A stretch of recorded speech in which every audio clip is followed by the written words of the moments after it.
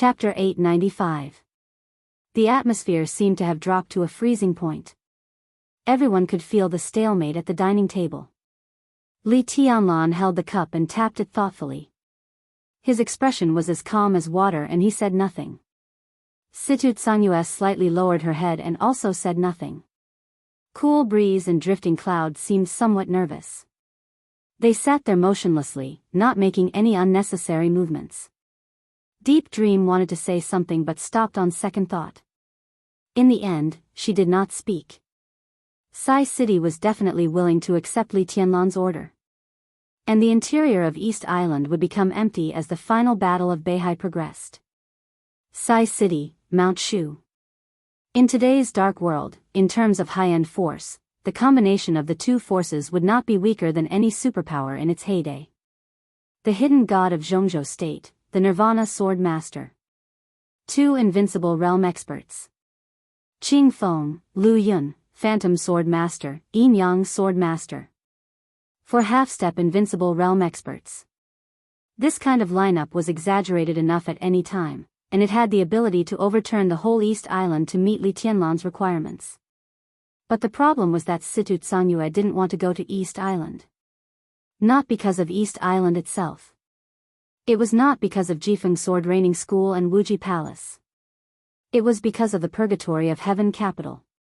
Although its strength had been shifting in the past 2 years, the Purgatory of Heaven capital still had a lot of influence in East Island. Because of Li Kuangtu of the Purgatory of Heaven capital. Or perhaps there were others. The atmosphere was getting more and more oppressive. Qing Feng forced a smile and opened his mouth. He wanted to say something. Li Tianlan glanced at him. His eyes were calm, and could even be said to be clear. However, Qing Feng suddenly lost the courage to speak and lowered his head in silence. He understood Li Tianlan's eyes. So calm, so determined. All he wanted was an answer. There was no need for a reason. To East Island, Situ Tsanyue finally spoke. Her face was a little pale, and her smile was a little forced, but her voice was still gentle. How far do you want to go? Li Tianlan tapped the glass in his hand with his fingers. Quiet and indifferent. Those who obey me shall prosper, those who oppose me shall perish. With a calm voice, he gave his answer. An answer that left no room for discussion. Situ Tsanyue's body shook slightly and she said in a low voice, including, nothing. Li Tianlan interrupted her and said softly, I just want what I want, that's all. That was all. Nothing was included, which meant that everything was included. What he wanted was East Island. So everything in East Island was no different to Li Tianlan. Wuji Palace, Jifeng Sword Training School, Purgatory of Heaven capital, all the dark forces. Those who obey me will prosper, those who oppose me will perish. Situ Tsanyue suddenly stood up. She glanced at Li Tianlan.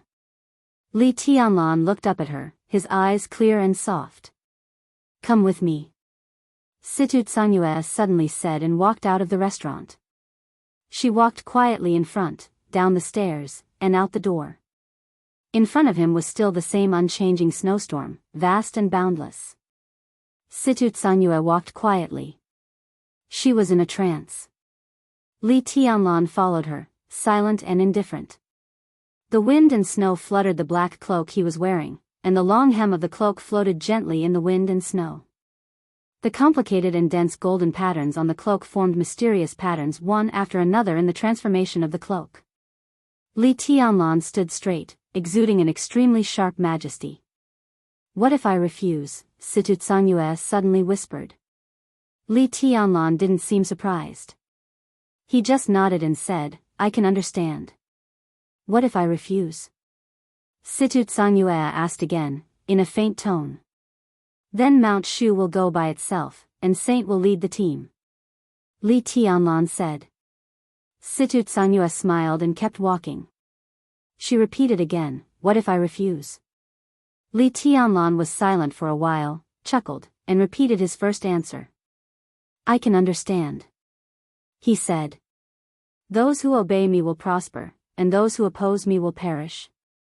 Situ Sanyue laughed. How could it be? Li Tianlan couldn't help laughing. I respect your choice.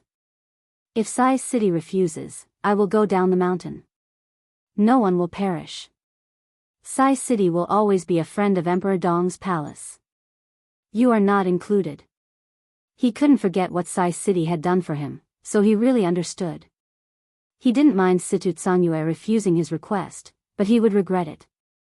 If he left Sai City today and returned without accomplishing anything, then it seemed that Sai City was destined to go on a completely different path from Emperor Dong's palace. They are not included. Situ Sanyue's voice was low. Li Tianlan looked at Situ Sanyue with a smile and said softly, Really? Isn't it?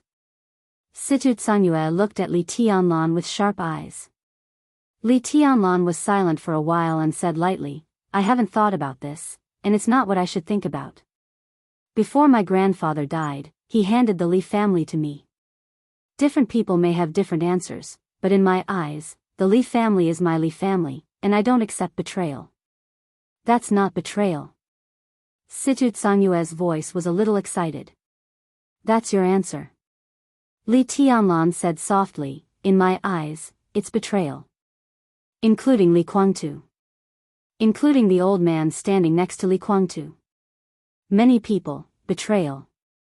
In Li Tianlan's eyes, they were betrayers. In their eyes, Li Tianlan might also be a betrayal. They were the same. I can accept different ideas, just like Sai City now. Auntie, I won't blame you whether you help me or not, but I won't accept betrayal. He looked at Situ Sanyue and whispered, I'm here to confirm one thing. Situ Sanyue bit her lip and did not speak. Li Tianlan's voice became somewhat cold, the Heavenly Parish Palace. Whose Heavenly Parish Palace is it? Many years ago, after the collapse of the Li family, Li Honghe gave up everything on the surface. It had gathered most of the Li family's power and allowed the Li family to complete nirvana after a long period of dormancy. Countless elders of the Li family left the cage of the Li family, left Zhongzhou state, and formed a new organization. That was the prototype of the Purgatory of Heaven capital. In other words, it was the new Li family.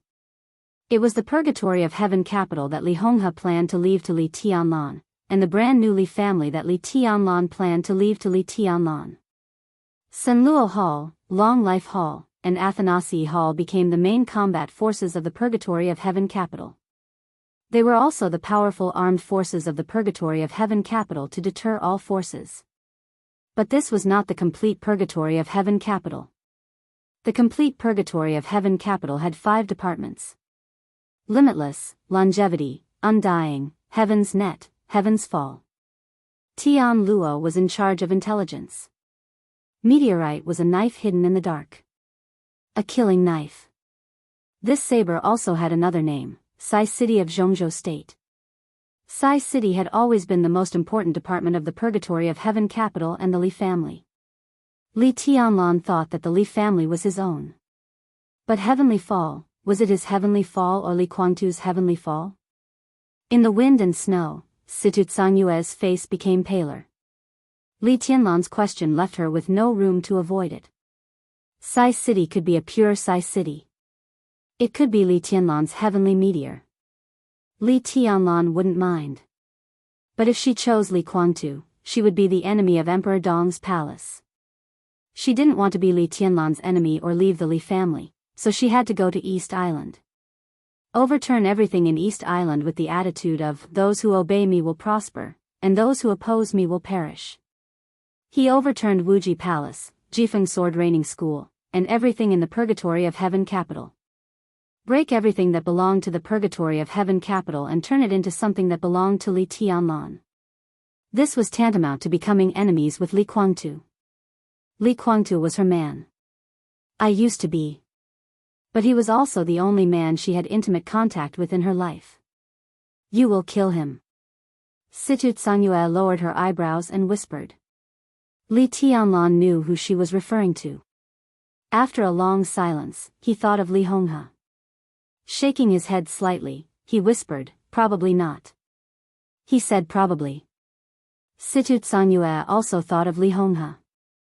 Perhaps until now, Li Guangtu didn't understand that her meeting with him was not an accident. It came from an old man's arrangement. The very first arrangement. Situ Sanyue laughed. Her vision was a little blurry. She lowered her head slightly and whispered, Sai City will go to East Island. After a pause, she gave the clearest answer, Heavenly Meteor Palace will go to East Island. Li Tianlan looked at her silently. His eyes were no longer looking at an elder, but looking at an important part of his power map soberly and rationally. He would give her the greatest trust, and also give her the most solemn promise. Li Tianlan nodded. His voice shook the wind and snow. There is a place for you in my dynasty. Yes. Situ Sanyue lowered her head. Her voice was sad and a little dazed, but it was extremely clear. Your Majesty.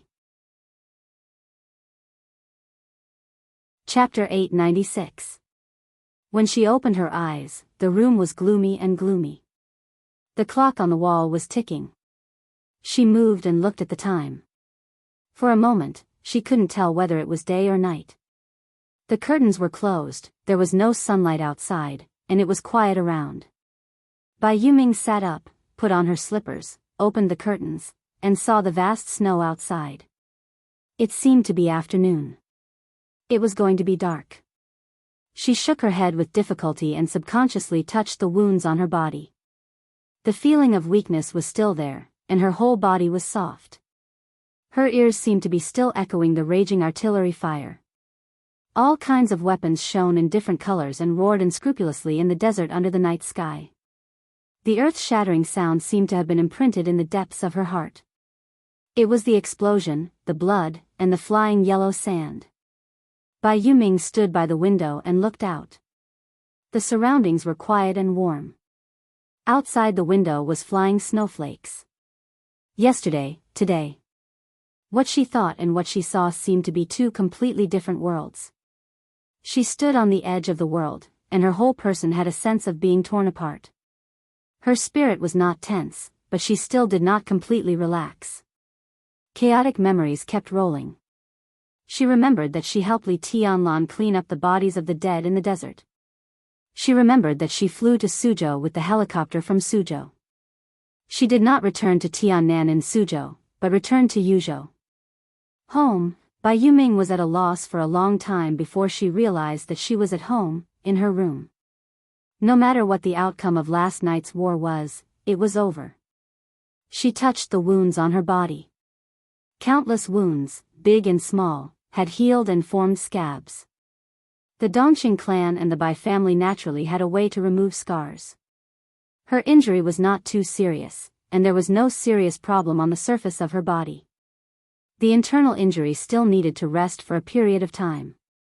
The main thing was the weakness brought by mental exhaustion and severe exhaustion, which made her weak. There was also the sequela brought by the Taoist madness. The Taoist madness, she thought of Azura Path. She thought of her commander. Her knife pierced into his chest. They said goodbye. Said goodbye. Bai Yuming was silent for a long time. It was hard for her to describe her psychological feelings. It was a little low, but not heart-wrenching. She was muddle-headed. That knife seemed to have merged with every picture of the desert war. Perhaps it was a little special, but they were indeed fused together. Bai Yuming grabbed her hair. She had liked him before. In the past, she shook her head again and drank the recovery potion on the bedside table. She changed out of her pajamas and put on some loose clothes before walking out of her room. A burst of hearty laughter came from downstairs. It sounded familiar. Bai Yuming stood on the railing of the corridor and looked down, slightly stunned. On the sofa in the living room downstairs, a man in his 30s was watching. The calm and composed man sat there, talking happily with his grandfather Bai Zhanfang. Although he was a junior, he showed no fear and trepidation in the face of the most senior counselor in Zhongzhou State. His every move was free and easy, and his momentum was magnificent. Bai Zhanfang sat opposite him with a smile. His face was ruddy and he seemed to be in a good mood. Bai Yuming blinked her eyes and forced herself to wake up from her muddle-headed state. She adjusted her mood and chuckled, "Brother-in-law, long time no see.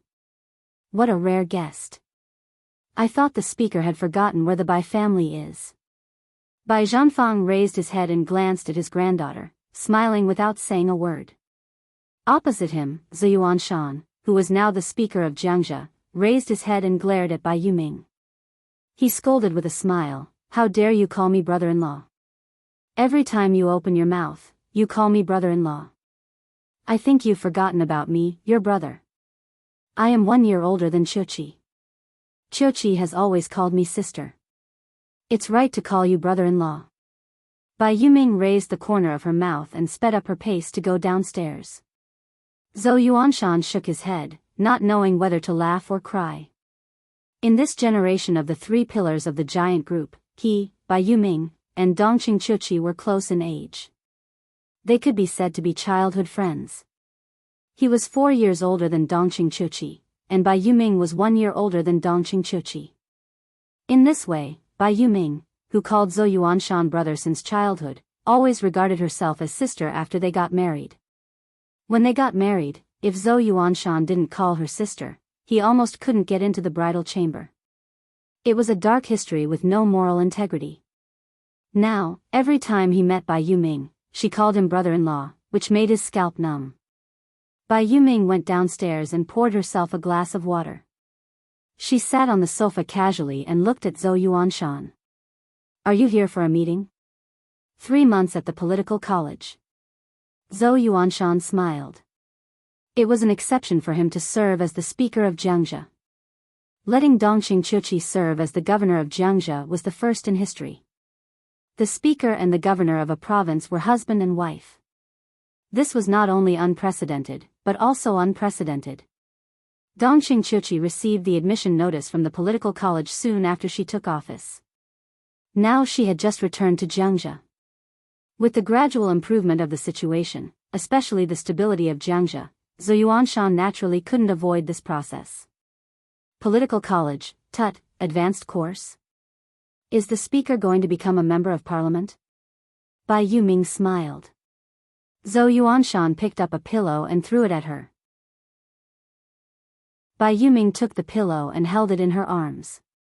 "You are more optimistic than me." Zhou Yuanshan shook his head. Training course. The study in the political college was generally divided into advanced course and training course. Entering the advanced course basically meant that the officials were going to be promoted or had been promoted, and the latter meant to recharge. Of course, in some special periods, there would be other good or bad interpretations. Zhou Yuanshan's qualifications were indeed shallow when compared with the position of governor, especially the speaker. The training course at the level of governor was barely gilded. "Oh," Bai Yuming answered, holding the pillow and saying nothing. She forced herself to behave normally, but she was extremely tired both mentally and mentally. Sitting on the sofa, her eyes were a little dull. She found that she hadn't slept enough. Didn't have a good rest? Bai Zhanfang glanced at her and asked with a smile. "It's mainly because I'm not used to it." Bai Yuming shook her head silently. "From the battlefield to home, I still need to take a rest. Is the injury serious?" Zhou Yuanshan asked. "The injury is not serious, but I feel very tired." Bai Yuming shook her head. "Tired?" Bai Zhanfang and Zhou Yuanshan fell silent at the same time. More than 1,000 victims in Emperor Dong's palace. And Yang Xiaoxiong, who died in the hands of Bai Yuming. These were all reasons that made Bai Yuming feel tired. Zhou Yuanshan thought for a moment and smiled reluctantly. "Qiuqi should be on the plane now. I arranged for the secretary to pick her up. After dinner, let her talk with you. Maybe you will feel better." Bai Yuming blinked her eyes, showed a smile, and said yes. She and Dongqing Qiuqi hadn't seen each other for a while. "If," Bai Zhanfang frowned. "If you really feel tired, take a break for a while." He said softly, "Don't go to Tiannan during this time. Stay at home with me." "Well, Tianlan will come in the evening." "You tell him." "Tianlan is coming?" Bai Yuming was a little surprised. "Family dinner." Everyone will come. Your grandpa Dongxing will also come. Bai Zhanfang chuckled. What happened? Looking at her grandpa's glowing face, Bai Yuming was a little expectant. Good news. Bai Zhanfang couldn't hide his smile. It's all good news. The door of the villa was pushed open. A graceful and beautiful figure walked into the villa. Before seeing Bai Zhanfang, she had already laughed cheerfully. Dad, I'm back. She took off her coat and walked into the living room. Zhou Yuanshan had already stood up at the first time and called her mom. Bai Qingxian smiled and waved her hand to let Zhou Yuanshan sit down. She sat next to Bai Yuming, reached out to touch her head, and asked softly, "How is your injury?" Bai Yuming held a pillow, slowly leaned against Bai Qingxian's arms, and shook her head. Bai Qingxian quietly held her niece and didn't speak for a while. What do you want to eat tonight? It's time to prepare dinner. Bai Zhanfang asked. Bai Qingxian smiled. At this moment, her whole body seemed to be shining with a kind of soft brilliance. I just talked to Tianlan on the phone. It's snowing, and he wants to eat hot pot. Bai Zhanfang smiled and nodded. Yes, it's warm. Bai Qingxian nodded. Tianlan said he had something to discuss with me. What is it? Bai Zhanfang was a little stunned. I don't know. Bai Qingxian smiled softly. But no matter what it is, her voice paused for a moment before she continued, I agree. Chapter 897. At 5:00 in the afternoon. In Yuzhou, in front of a luxury jewelry counter in the Oriental Mall, Qin Weibai gently turned her white and soft wrist. Looking at the green jade bracelet on her wrist, she chuckled and said, Does it look good? It's very beautiful, ma-am. This jade rabbit matches your temperament perfectly. It suits you very well. I have to say, your taste, the professionally trained shopping guide praised sincerely. But before she finished speaking, Qin Weibai interrupted her with a smile. This is a gift I prepared for the elders. The shopping guide's smile stiffened and she wanted to smooth things over awkwardly. Qin Weibai had already turned to look at Horsewoman beside her. What do you think? Boss, we have more than 25% of the Posey family's shares. Horsewoman helped Qin Weibai hold her coat with one hand and a small gift bag in the other. Her expression was meticulous. The Posey family was a famous family in Europe. To be exact, they were the first jeweler in Europe. If Qin Weibai needed jewelry, she could ask them to customize it. It's too late to prepare. Qin Weibai shook her head, took off the bracelet on her hand, and whispered with a smile, It's just a token of my appreciation for our first formal meeting. You don't need to be too deliberate. She nodded to the shopping guide. Wrap it up. Horsewoman immediately handed a bank card without a password to the shopping guide.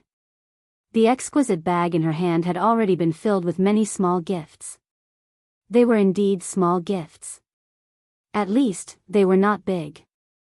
For example, there were scarves, watches, jewelry, and about a dozen pieces scattered around.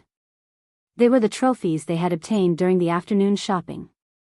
The shopping guide took the bank card with both hands and trotted to pay the bill. Qin Weibai looked down at the jewelry in the counter casually. She blinked her eyes, thinking about what she seemed to have overlooked. Horsewoman held the gift and looked at the relaxed and quiet boss. She could not help but have a strange feeling in her heart. In her impression, this was not the style of the boss at all. She wore a white close-fitting cardigan, black tight straight pants, and high heels. The light-colored coat had been handed over to Horsewoman. Her always simple and light dressing style fully displayed her tall and slender figure. Qin Weibai's figure was not an exaggerated S-shape, but a kind of softness and delicacy that made people feel very comfortable at first sight. The more comfortable it was, the more it became. For some unknown reason, she wore a mask when she went out, covering half of her face. However, her cold and elegant temperament and dreamy bright eyes still attracted countless stunned gazes. Languid, leisurely, gentle, elegant, with a hint of reserved arrogance. She looked carefree and charming. This was a standard state similar to that of a rich lady. But it was not the state that the knight remembered.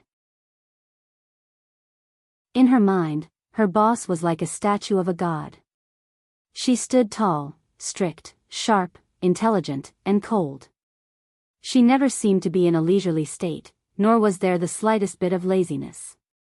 She always kept herself in the calmest state of mind, thinking about everything and observing everything. She was like a statue of a god that could not be desecrated, but also like a god that could control everything. Perhaps she would become something else. But it was really hard for the knight to imagine that she would become a young housewife. The knight lowered his head and remained silent. Her eyes, which had always been arrogant and aggressive, suddenly dimmed. "What are you thinking about?" An emotionless voice suddenly rang out.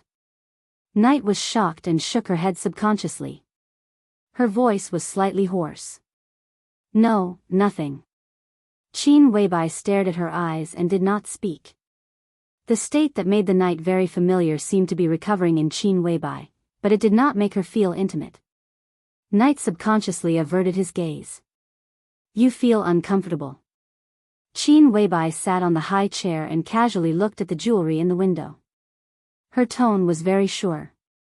Knight bit her lip and did not speak. At that moment, she did feel uncomfortable. Very, very uncomfortable. "Speak." Qin Weibai said. "I want to go back to Switzerland." Knight hesitated and said in a low voice. Qin Weibai was silent. She thought for a moment and said lightly, "You are very dissatisfied with me." Knight hesitated and shook his head. He tried to choose his words, trying not to say some words that might irritate Qin Weibai. He said softly, "I just feel that the current situation is not easy to come by. Such a situation is not for us to enjoy life. We can do more." Everything the palace master did was to make Emperor Dong's palace really rise. Now the rising state of Emperor Dong's palace was unstoppable. 2 years. After a period of silence, Li Tianlan had a real invincible momentum. What happened in Sai City today had spread throughout the dark world in the shortest time. Li Tianlan might have his own plan, but his actions were regarded as a show of force by countless people. Such a show of force was naturally extremely powerful, enough to deter most people in the dark world, and even affect the alliance of the major forces against Beihai. Hao Yue group had an accident, and there were faint cracks in the Prince group. The suspected treason of the leader of the Special Warfare Group was brewing little by little. The storm was treacherous, and the undercurrent was surging. Almost all the situations were favorable to Emperor Dong's palace. In Knight's view, everything around was full of opportunities. No matter what she did, Qin Weibai should not be in such a state. "I have done what I should do." Qin Weibai was silent for a moment and shook her head. In the current situation, it is best to do nothing for the next period of time. During this period of time? Knight asked in a low voice. After military counselor's operation has a clear result. Qin Weibai said faintly, "You have too many questions." Knight was silent and finally stopped talking. "Go get the car." Qin Weibai said, "Tianlan has come back. Let's pick him up and then go to the Bai family's manor." At 5:30. The sky in Yuzhou had completely darkened. Under the light, the snowflakes in the air became more and more wanton. Dongxing Wudi buttoned up his coat and walked out of the conference room of the Hidden Dragon Sea with a solemn face. Without talking to anyone, he got into his car. One by one, the directors walked out one after another. The cars parked in front of the conference room left one by one. Dongxing Wudi sat in the back row, leaned against the back of the chair, and let out a long breath. "Let's go home." "How's it going?" The car started slowly. Bai Qingzhao, the Deputy Secretary General of the Army Headquarters who personally acted as the driver, asked with a smile. "It's hard to say." Dongxing Wudi said slowly, "But your matter should be settled."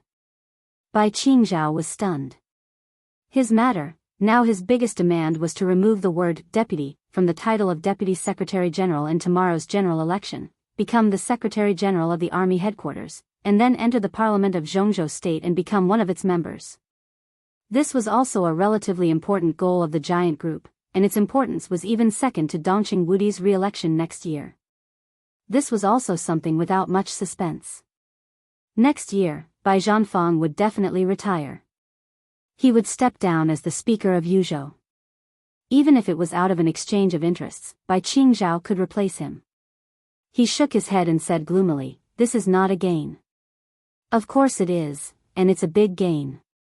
Dongqing Wudi smiled, looked at the snowflakes outside the window, and recalled the content of the meeting. Too many things had happened today. First, the chairman of Haoyue Group died. This matter attracted everyone's attention at once. Then, before anyone could react, the task force and the General Staff Department submitted reports about the Burning Legion. The most critical witness was killed as soon as he entered the Special Operations Bureau of Yuzhou. The image of the entire Special Warfare Group's treason suddenly became extremely clear. Li Huaqing held a meeting as soon as possible. It was not a plenary meeting of the parliament. It was a meeting of the 9 directors. The 9 directors could be said to be the leaders of the major groups in Zhongzhou State. Obviously, Li Huaqing wanted to control the scope of influence when the situation was unclear. In addition to the 9 directors, Gu Xingyun and Yi Dongsheng, the deputy minister of the army headquarters who first discovered the suspicion of the Special Warfare Group's treason. There was no one else in this meeting.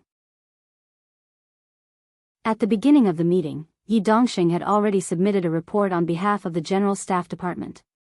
The conclusion reluctantly given by the task force at the first time was regarded as a formal conclusion. In the conclusion, it was already confirmed that Qi Mulan was seriously suspected of treason. 2 years ago, Li Tianlan destroyed the Qi family was just an overreaction, but it could not be regarded as a crime. On the contrary, his approach saved a lot of losses for Zhongzhou State. Li Tianlan was not guilty. This was the first point that the Southeast Group and the Giant Group wanted to confirm. It seemed unimportant, but in fact, it was very important. Li Tianlan was not guilty, so the 2 years of imprisonment in the desert was Li Tianlan's grievance. Zhongzhou State must compensate him. Li Tianlan leaving the desert could not be regarded as a prison break. At the same time, some people who asked for severe punishment of Li Tianlan had to pay some price, and those who supported Li Tianlan would also get benefits. What Li Tianlan did next was bound to be highly tolerated by Zhongzhou State. Li Tianlan was not guilty, so Qi Mulan was guilty. Qi Mulan was Qi Baizong's adopted son. If something happened to him, Qi Baizong's reputation would inevitably be fatally damaged. In addition, Black Hawk's confession, the whole Special Warfare Group would be in a precarious situation. At the meeting, Gu Xingyun made a speech that lasted nearly 40 minutes. After the necessary review, he denied all the contents of the confession and said that he did not know the cause of Black Hawk's death. At the same time, he stated that the Special Warfare Group would cooperate with all the subsequent investigations of the parliament. The Special Warfare Group and the Prince Group were closely connected. At the same time, they thought that confirming Li Tianlan's innocence should not be too hasty. When the parliament was in a heated debate, the news of Sai City came from the outside world. That incredible sword seemed to completely dispel the spirit of the Special Warfare Group. Gu Xingyun was the first to fall silent. The Giant Group and the Southeast Group echoed each other and confirmed Li Tianlan's innocence at the top meeting of Zhongzhou State. Li Huaqing acquiesced in this and emphasized that he would communicate with Li Tianlan and give Emperor Dong's palace adequate compensation appropriately. A task force was also formally set up at the meeting. Dongqing Wudi served as the patriarch, and Yi Dongsheng served as the deputy team leader. They transferred real elites from the General Staff Headquarters, the Ministry of Security, and other departments to investigate the Burning Legion and the Special Warfare Group in detail. A lot of things were determined in the nearly 3-hour meeting. Bai Qingzhao's position was naturally determined. It could be seen as a compromise of the Special Warfare Group, or Gu Xingyun's concession in silence. Even without this, I won't have a big problem next year, Bai Qingzhao said in a dull voice. Normally speaking, it's true. Dongqing Wudi said thoughtfully, but now there are some unexpected situations. Bai Qingzhao said, and his eyes became a little fierce. It's not a bad thing. Dongqing Wudi shook his head. A few days ago, I communicated with Saint and military counselor. They seemed to want Qingxian to go further, but they didn't say it clearly. Tonight, Tianlan should talk to me about this.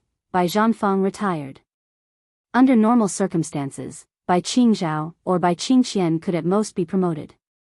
Now this opportunity was very likely to let both brother and sister go further. Dongqing Wudi was silent for a while, then said with a smile, let's go home first.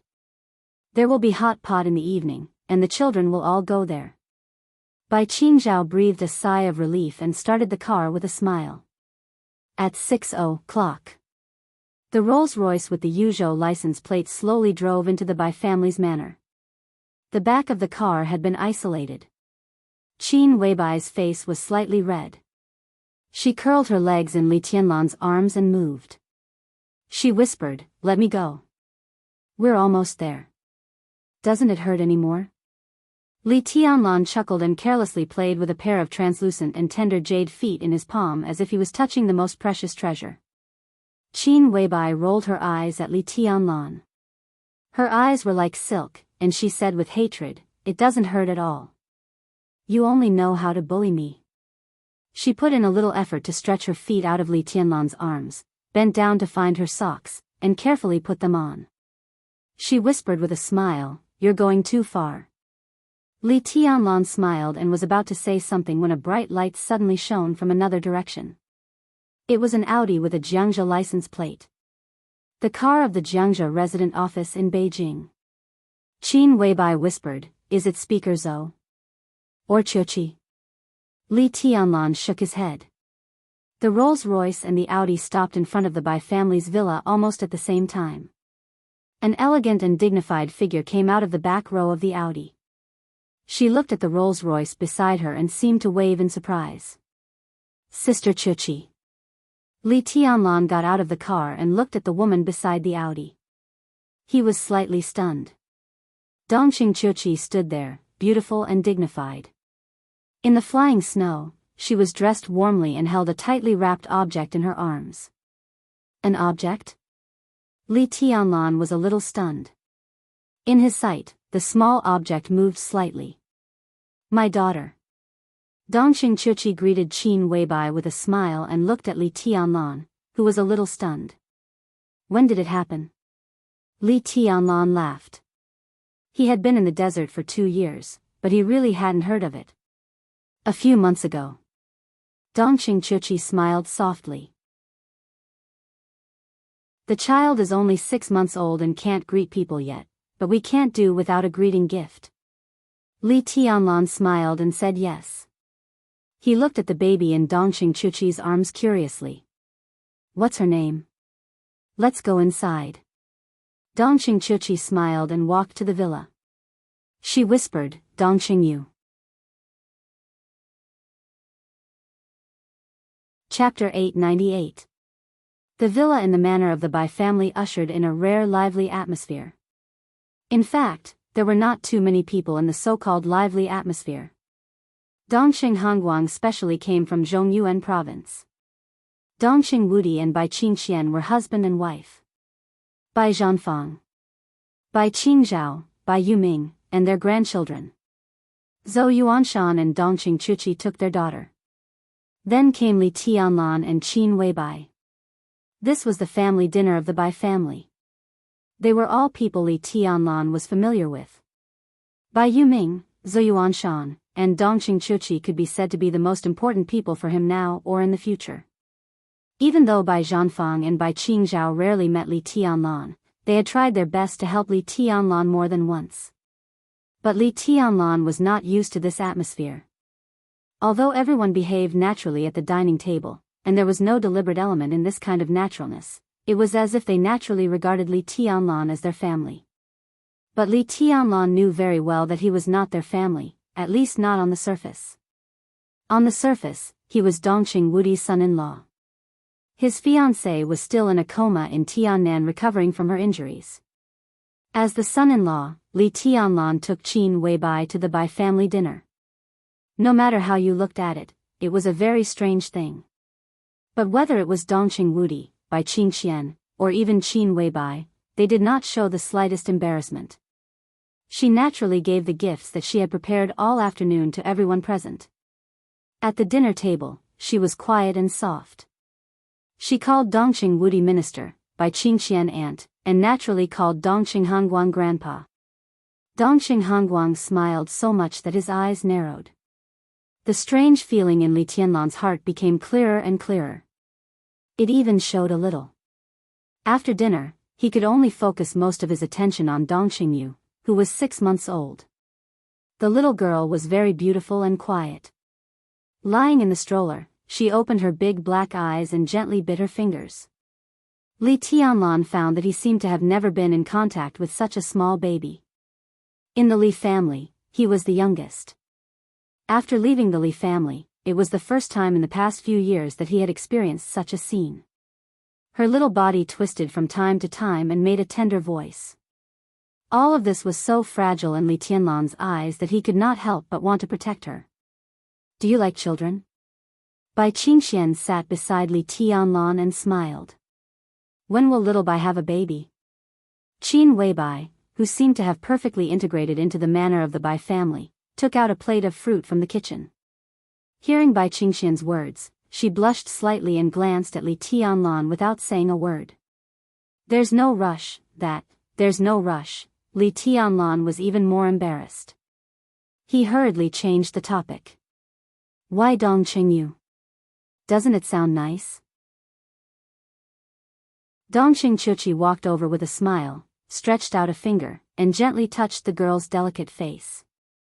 Nice. Li Tianlan looked at Zhou Yuanshan with some doubts. Brother-in-law, you don't mind? Normally, the child should be surnamed Zhou. We've discussed it. If the first one is a daughter, her surname will be Dongqing. Your brother-in-law and I are ready to have a boy to inherit the glory of the Zhou family. Dongqing Chuchi said with a smile, looking at her daughter with doting and gentle eyes. Li Tianlan smiled and nodded. He glanced at Zhou Yuanshan and said, Congratulations, brother-in-law. The meaning of this congratulation was extremely rich.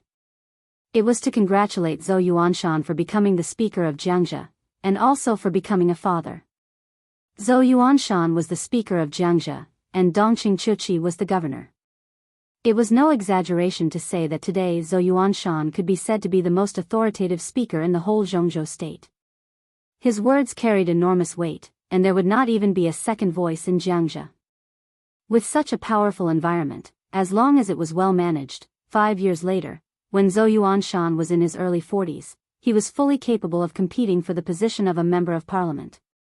Even if it was an alternate member of parliament, it had extraordinary significance for him. At that time, Zhou Yuanshan could be said to have a truly promising future. Same to you. Zhou Yuanshan smiled and waved his hand. Dongqing Hongguang looked at this scene with a smile, looked at Bai Zhanfang, and nodded slightly. Bai Zhanfang stood up with a smile and said slowly, Let's go to the study to talk. Okay, I'll make you tea. Dongqing Chuchi laughed. She didn't move, but Dongqing Yu, who was lying in the stroller, seemed to be a little bored. She twisted her body and cried. I'll go. Qin Weibai stood up, looked at Li Tianlan, who also stood up, and whispered, Don't smoke so much. Li Tianlan reached out to touch his hair and walked to the study. Dongqing Hongguang and Bai Zhanfang. Dongqing Wudi and his wife. Li Tianlan and Zhou Yuanshan went upstairs one after another. The study was filled with incense that could refresh one's mind. Dongqing Hongguang sat on the sofa, and his smile gradually faded. He glanced at Dongqing Wudi and went straight to the point. Tell me about it. Dongqing Wudi sat next to Bai Qingxian, thought for a moment, and said with certainty, The matter of the Qing dynasty is basically settled. It's not a big problem. The parliament has set up a task force to investigate the special warfare group. There is not much content in today's meeting. Everything is very sudden, and it has just begun. Everyone is still waiting for a relatively clear result.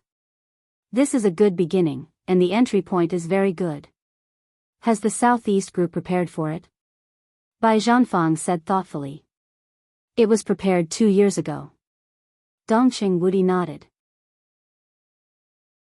Black Hawk is a member of the Wang family of Beihai. To be exact, he is a man of sacrifice secretly cultivated by the Wang family of Beihai. The Wang family of Beihai has the divine martial army in Africa, and their influence is very strong. At the beginning of the rise of the Burning Legion, the Wang family of Beihai and the divine martial army have begun to secretly infiltrate the Burning Legion. Over the years, the Burning Legion has secretly cleaned up some of them, but some of them have also taken root in the Burning Legion. Black Hawk is one of them. When Tianlan entered the desert prison, the Wang family of Beihai had full confidence to let him out. So, behind the Burning Legion is indeed Kunlun City? Dongqing Hongguang snorted coldly. I'm sure, but there is no evidence at present. Dongqing Wudi shook his head.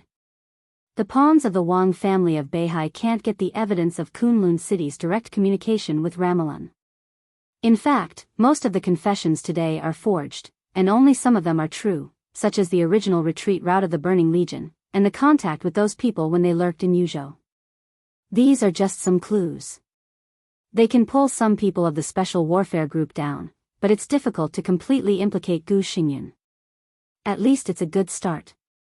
Zhou Yuanshan said softly. Bai Zhanfang smiled, glanced at Li Tianlan, and said softly, Tianlan, what are you going to do next? Start with Haoyue Group and Donghai Investment Group. Li Tianlan's voice was calm. Donghai Investment Group was a large state-owned investment group controlled by Chen Lijuan, Chen Fangqing's daughter. There might be more articles in it than in Haoyue Group. His current goal was to target the Prince Group and Chen Fangqing. As for the treason case of the Special Warfare Group initiated by the Wang family of Beihai, a large part of the reason was to clear Li Tianlan's name. As for whether Wang Xingxiao wanted to get some benefits from the Special Warfare Group, Li Tianlan didn't care. As long as Bai Zhaoqing was promoted with this incident, Li Tianlan would be satisfied. His target would always be Chen Fangqing. Haoyue Group, Bai Qingxian thought for a moment. I worked with them when I was in Qingzhou. They handled many projects very cleanly. It can be seen that their chairman is a very cautious person. It doesn't make sense. Li Tianlan said softly, the Flourishing Age Fund has acquired more than 20% of the shares of Haoyue Group. It is expected that it can acquire 45% of the shares of Haoyue Group within a week and become the largest shareholder of Haoyue Group. If we are lucky, more than 51% of the shares of Haoyue Group will be acquired by the Flourishing Age Fund. At that time, with absolute control, we can find out the problem internally. Bai Qingxian froze for a moment. Everyone froze for a moment.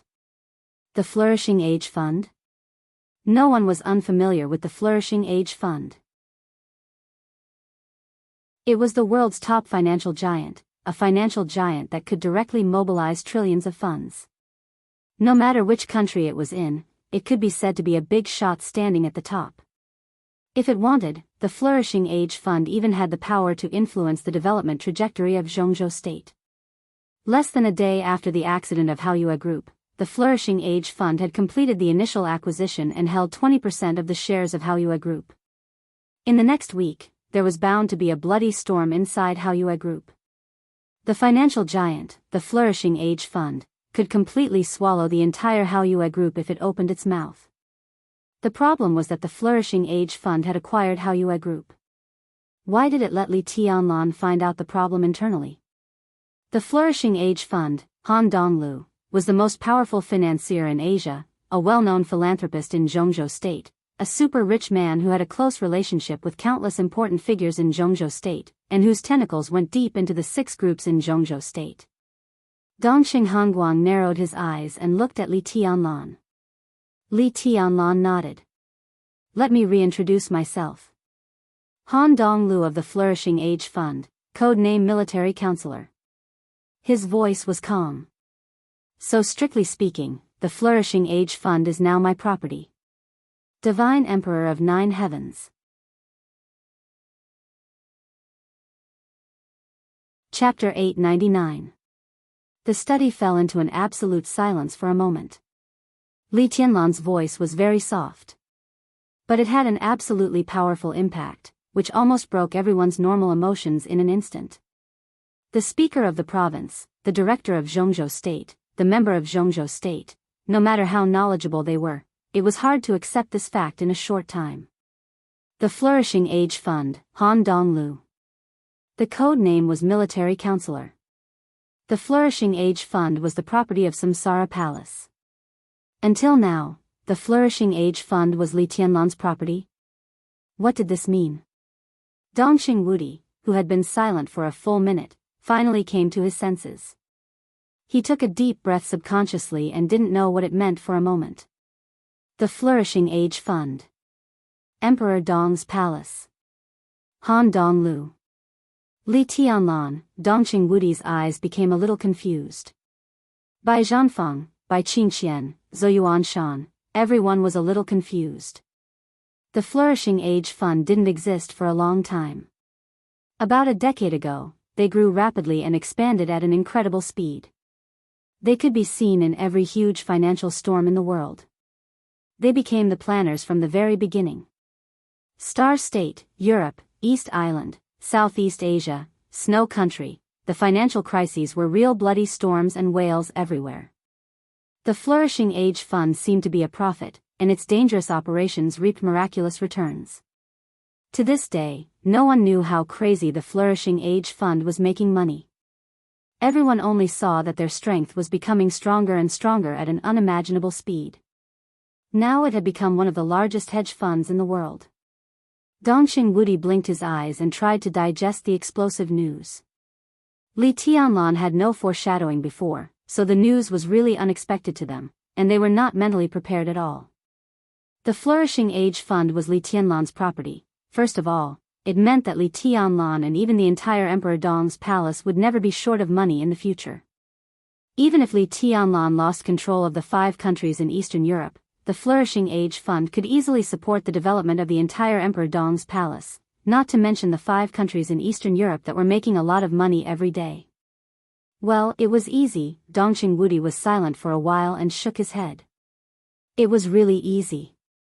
Secondly, Li Tianlan had invisibly become a partner of a large number of international giants. In this way, Emperor Dong's palace would have no lack of investment in the future. Once this news was exposed, Emperor Dong's palace, which had been developing at a crazy speed, would further develop faster. The power of money would radiate throughout Tiannan and shorten the time for Li Tianlan to unify Tiannan. And then, the close relationship between Han Donglu and the 6 would become Li Tianlan's relationship. No, at the moment, the Special Warfare Group was in a precarious situation, and the Prince Group's foundation was also unstable. A considerable number of people in these 2 groups would be shaken. Once the fact that the Flourishing Age Fund belonged to Li Tianlan was exposed, sufficient financial resources, absolute military strength, a bright future, and huge support, all of this could make many people of the 2 groups board Li Tianlan's boat with the help of their relationship with Han Donglu. The Prince Group and the Special Warfare Group were the same. There must be Han Donglu's people in the Giant Group, and so would the Southeast Group. Most importantly, the North Group. All the signs showed that Han Donglu had a strong influence on the North Group, especially the potential leader of the North Group. His relationship with Han Donglu was practically indestructible. Dongxing Wudi suddenly thought of the past 2 years when the Giant Group was reshuffled. The North Group stood firmly on the side of the academics and the Prince Group and took one valuable position after another from the Southeast Group and the Giant Group. The strength of the North Group expanded rapidly. If there was no accident, Zhou Yunhai of the North Group would be re-elected in next year's election, and at least 2 people from the North Group would become the new members of parliament. Was the increased strength of the North Group Li Tianlan's strength? Military Counselor had been preparing for more than 2 years ago. On this day? In the past 2 years, the strength of the Giant Group had shrunk greatly because of the reshuffling. But if the North Group was added, its strength was even stronger than in its heyday. Dongxing Wudi's mind was buzzing. He thought of the most obvious points and felt a little emotional. He believed that it must be more than that. The combination of the Flourishing Age Fund and Emperor Dong's palace would completely cause a series of chain reactions. The Flourishing Age Fund made up for all the shortcomings of Emperor Dong's palace, whether in wealth or politics. There were more things that Emperor Dong's palace could not see at the moment. Zhongzhou State had made several secret asset evaluations on the Flourishing Age Fund, but all the evaluation reports were not comprehensive and could not even get a general outline. Han Donglu had been too low-key before, at least in Zhongzhou State. Not many people knew what he had done in Zhongzhou State. He subconsciously took out a cigarette and lit it. He took a deep breath and asked with some uncertainty, "Really?" He knew that Li Tianlan could not bullshit on this matter. If he had not gotten military counselor's promise or even allegiance, and was 100% sure that the Flourishing Age Fund was under his control, then even if Han Donglu was really military counselor, Li Tianlan would not have told him the news. The fact that he could say it meant that military counselor had fully proved his loyalty. The destruction of the Samsara Palace, the death of the master of Samsara Palace, and everything that once belonged to her were completely given to Li Tianlan by her. And it seemed that all of this was not out of control at present. Except for the one in Northern Europe. Dongqing Wudi suddenly felt a little complicated. It was a kind of feeling that could not be put into words. Really? Li Tianlan simply nodded. Dongqing Wudi took a deep breath, and his heart became more and more complicated. He thought of the master of Samsara Palace again. Everyone thought that the Samsara Palace had no power in Zhongzhou State. The Wang family of Beihai and Kunlun City had always been very vigilant against other forces entering Zhongzhou State in the past. But who could have thought that without anyone noticing, the Samsara Palace had already extended its hands to Mount Shu and even set up the Flourishing Age Fund? He shook his head and whispered, "Now, if everything goes well, you can totally set up a new group." The others finally came to their senses. Bai Qingxian breathed a sigh of relief and nodded. Indeed, a new group may not be as good as the academics and the Southeast group, but in terms of potential, it is definitely the most promising of all groups.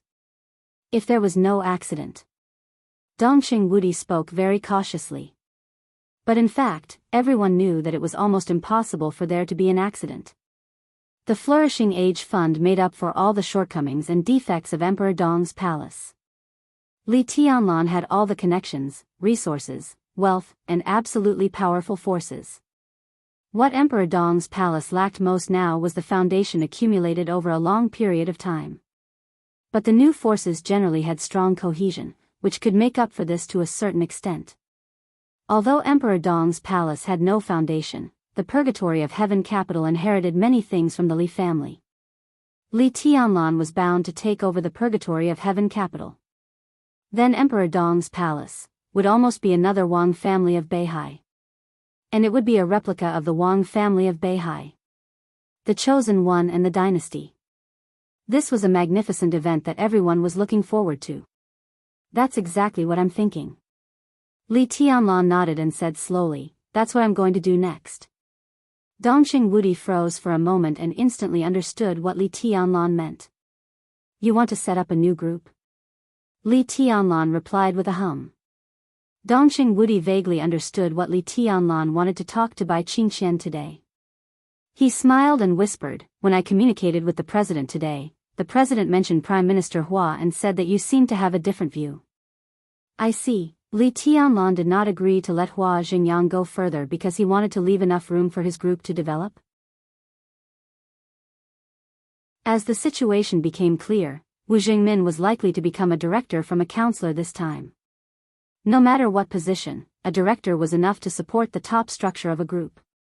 However, with the resources Li Tianlan had now, it was difficult to find a suitable candidate for counselor.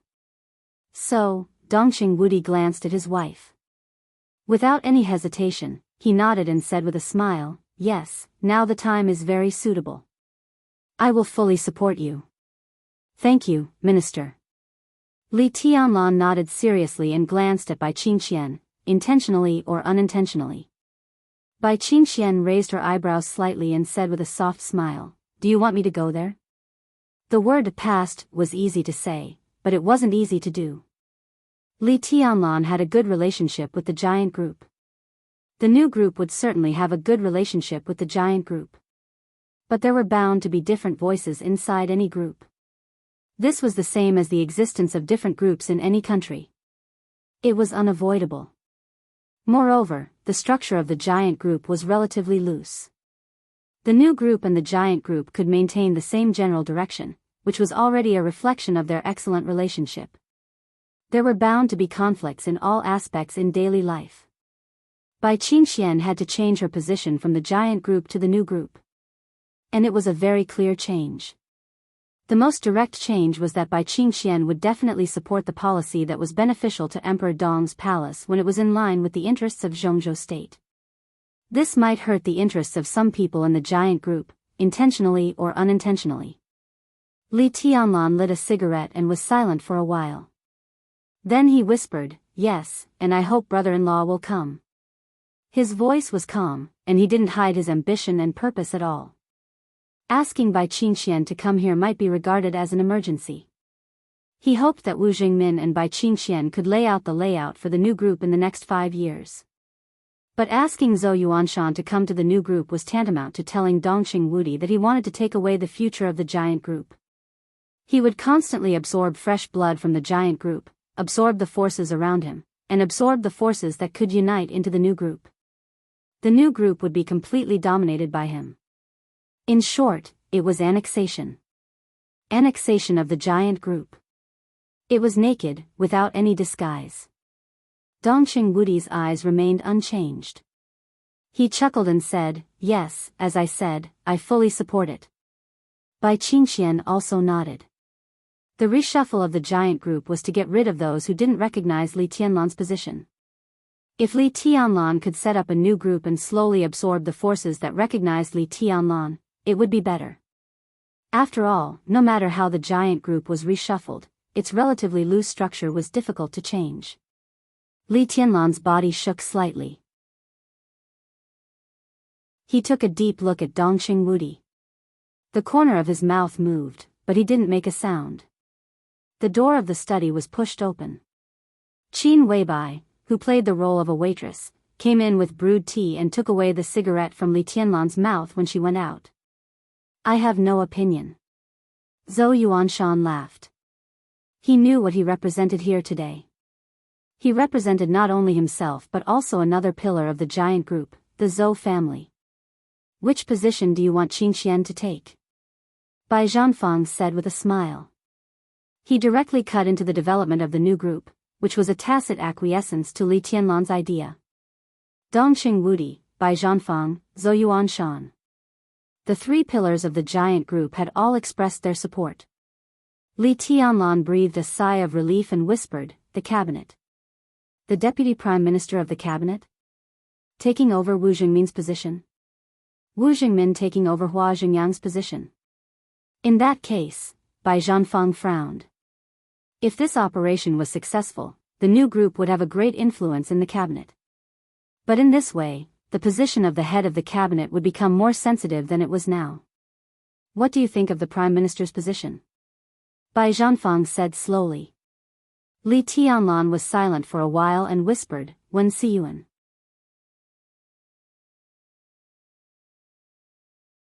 Chapter 900.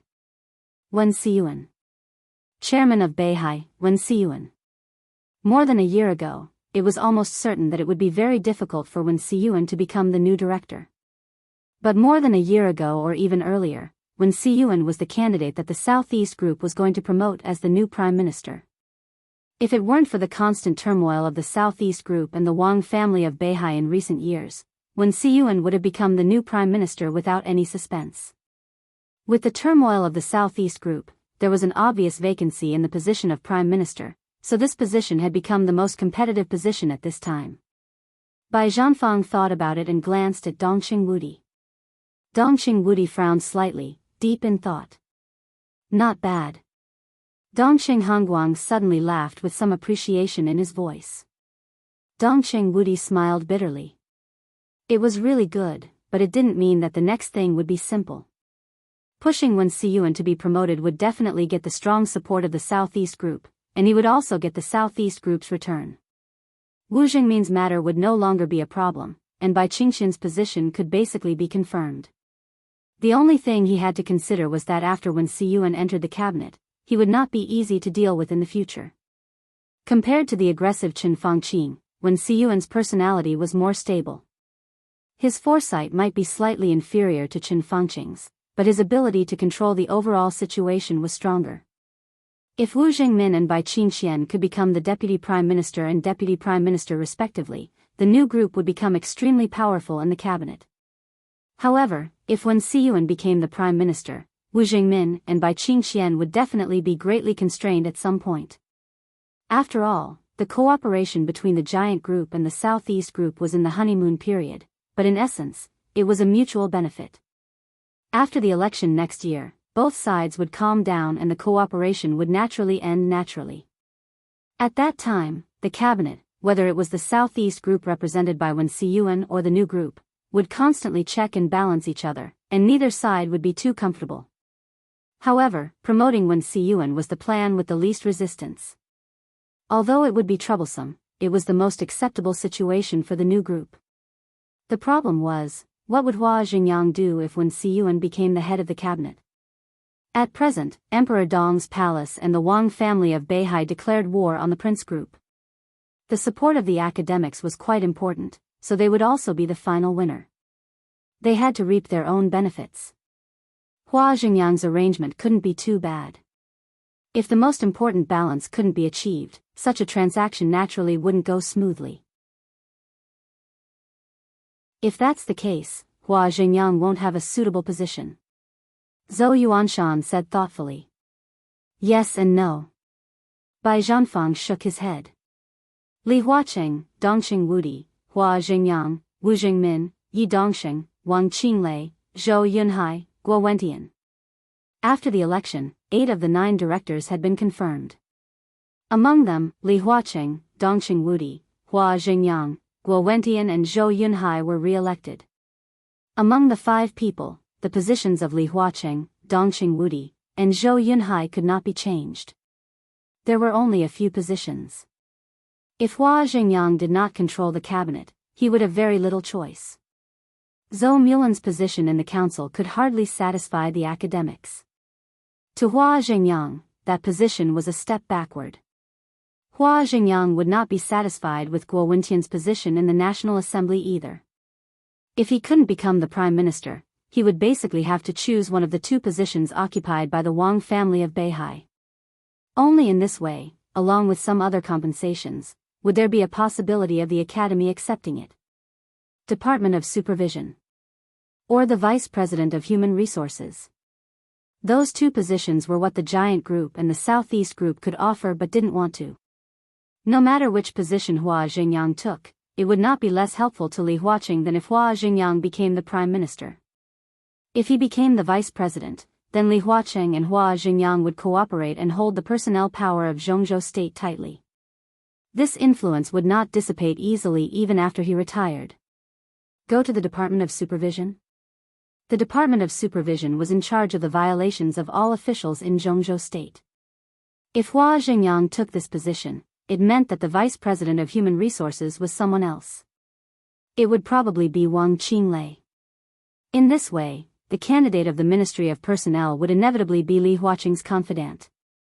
In addition, Hua Xingyang of the Department of Supervision, one was in charge of the appointment of national officials, and the other was in charge of the violations of national officials. It was enough to make people's scalps tingle when they thought about it. Should I make an appointment with the people of the Southeast Group and have a talk? Dongqing Wudi leaned on the sofa and whispered to himself. I'll go to the Wang family of Beihai after a while. Li Tianlan lowered his head and said lightly, I'll talk to Wang Xingshao. Dongqing Wudi nodded. I'll find a chance to communicate with the president. He took a deep breath and shook his head slightly. Next year's election was almost the most complicated in recent decades. The rise of the new group would impact the pattern of the entire Zhongzhou state. How to form a situation acceptable to all parties was a test of everyone's wisdom. Dongqing Wudi rubbed his forehead and suddenly said, When will you go to Beihai? It depends. Li Tianlan whispered, In the next few days, all the problems of Hao Yue group will be exposed and fully affect the Prince group. Military counselor is talking to some people in the Prince group. If it goes well, there will be a second voice in the Prince group. In addition, Minister, the accountability of the Beijiang military region will also begin. Everyone in the Beijiang military region who died in the battle can't become a martyr. Dongxing Wudi nodded and said solemnly, I've sent an investigation team down. If the tens of thousands of people in the Beijiang military region who died in the battle this time couldn't become martyrs, then it could be imagined how disappointed other people in the Beijiang military region would be, and how disappointed the important military figures who belonged to the Prince group would be. Li Tianlan wanted to make the entire Prince group completely split step by step. Chen Fangqing won't sit still. Dongxing Wudi said slowly. Of course. Li Tianlan nodded and said with a sneer, his only way now is to resist the pressure to destroy the Wang family of Beihai. If he succeeds, the Southeast group will fall apart and the Wang family of Beihai will be completely destroyed. With huge benefits, all of us will focus on the Southeast group, and the Prince group can also take advantage of this opportunity to enhance its strength, so he will definitely contact those foreign forces and speed up the advance of the final battle in Beihai. When there is clear news from Beihai, it will be the time for me to go to Beihai. The more Chen Fangqing wants to do, the more I will make him unable to do it. Dongxing Wudi smiled and said, during this time, stay in Yuzhou. I'll introduce some people to you. He had never thought that Li Tianlan would set up a new group. This was mainly because he didn't know the identity of military counselor. Therefore, the whole giant group was the team that Dongxing Wudi prepared for Li Tianlan. If there was no military counselor, Li Tianlan would be the leader of the giant group in the future. But now that military counselor had built a better team of the new group, Dongxing Wudi naturally had to speed up the transfer of part of the power of the giant group to the new group. Li Tianlan had never seen many of them, so it was a good opportunity to do so. Li Tianlan was silent for a moment and whispered, I plan to go back to Tiannan tomorrow. Go back to Tiannan. Emperor Dong's palace was his foundation. But since the appearance of Emperor Dong's palace, he seemed to have only been to Tiannan once. Li Tianlan laughed at himself and continued, the victims of the nightmare troop will be buried the day after tomorrow. I have to go back to see them off. Dongxing Wudi glanced at Li Tianlan and whispered, it's my duty. There's one more thing. Li Tianlan lowered his eyes slightly and whispered, military counselor is already looking for her. Minister, if possible, help me find Yuedong's whereabouts. Looking for Wang Yuetong. Zhou Yuanshan narrowed his eyes and looked at Li Tianlan seriously. Dongxing Wudi nodded and said, okay. Li Tianlan suddenly laughed. His laughter was very low and had a very strange tone to it. He looked up at Dongxing Wudi's eyes and said seriously, Minister, am I going too far? Dongxing Wudi's body stiffened for a moment. Why? Li Tianlan chuckled and said, aren't you going to say something? Dongxing Wudi moved the corner of his mouth and subconsciously glanced at Bai Qingxian beside him. Bai Qingxian clenched her hands and her face was a little pale. Tianlan, Bai Qingxian tried to speak. Li Tianlan suddenly interrupted her and said with a smile, no hurry, let's talk about it next time.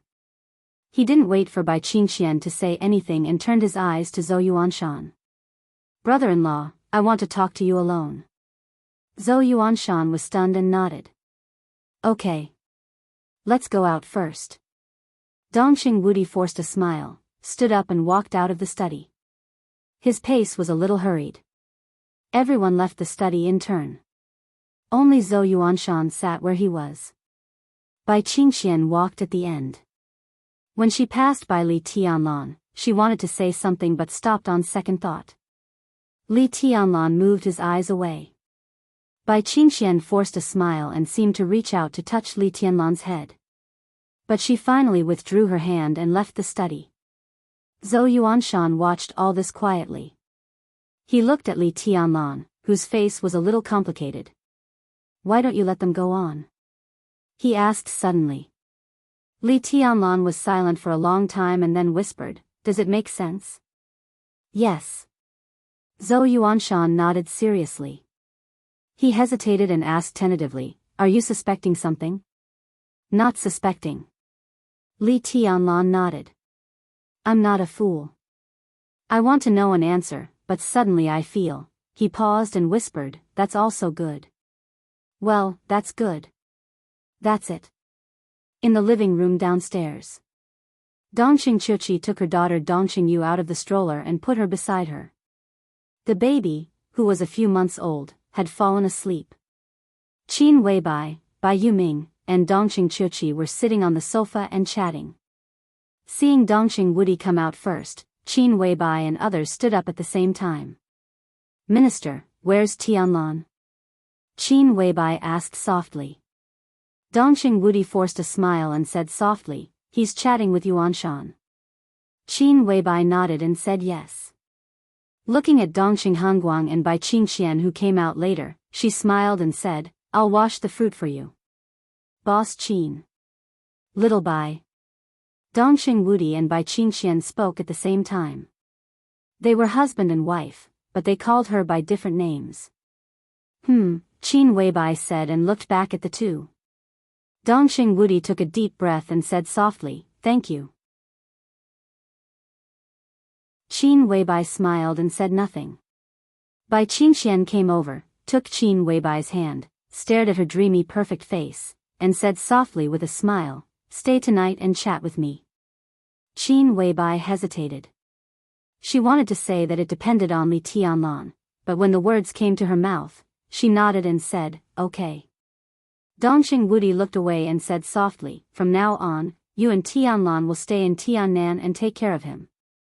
We are all at ease with you by his side." He paused, as if he didn't know if it was appropriate for him to say this, but he shook his head and continued with a smile, "Of course, if he bullies you and feels wronged, you can tell your aunt at any time. You can also tell me, and we can help you teach." "No, we can talk to him." Qin Weibai took a deep look at Dongxing Woody. A slight smile bloomed from the corner of her mouth. She held Bai Qingxian's hand, nodded to Dongxing Woody, and said with a smile, "Thank you, Dad." Dongxing Woody's body suddenly stiffened. Bai Qingxian's body trembled and subconsciously held Qin Weibai's hand.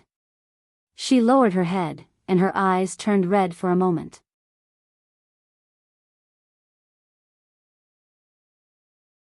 Chapter 901. Weak and soft lights filled the somewhat dark hall, and the inconspicuous light illuminated all the important corners of the hall. Huge and sophisticated instruments were placed in a disorderly manner, connected to screens. In the middle of the hall, there was a row of utensils that could be used for people to lie in. Strictly speaking, this was the best nutrition chamber, or hibernation chamber, but just by looking at its appearance, it looked like a neatly arranged coffin. The air in the hall was cool, and it looked extremely clean and tidy. Countless instruments made a slight buzzing sound when they were in operation. The instruments that were always in operation, the cold and empty hall, and the continuous buzzing sound, all of this seemed to be completely frozen in the dark environment, like a frozen oil painting. On the left side of the hall was an elevator. At this moment, the arrow on the elevator screen slowly jumped down, and finally stopped completely. Primary authority confirmed, Level 2 authority confirmed, highest authority confirmed, please enter the password. The voice in the elevator sounded in the hall at the same time, the password is correct, please enter your fingerprint. Activate the pupil recognition system. Please enter the password. The password is correct, welcome, doctor. In the mechanical electronic sound, the elevator door slowly opened. A young woman with short hair and a delicate face walked into the hall. Behind her on both sides were two middle-aged men with serious and rigorous temperaments. A middle-aged man immediately pressed a red button in the hall. At the same time, countless screens in the hall lit up almost at the same time, dispelling the darkness in the hall. Countless data slowly flowed on each screen. The young woman, who looked to be in her 20s, raised her head and looked at the huge screen in the center. A large amount of data was reflected in her charming silver pupils, and her expression was quiet, serious and focused. Another middle-aged man took a folder and walked over, and said in a low voice, "Dr. Naylan, this is the key physical data of medical record number 2. The initial data was 3 days ago, and the last record was 6 hours ago.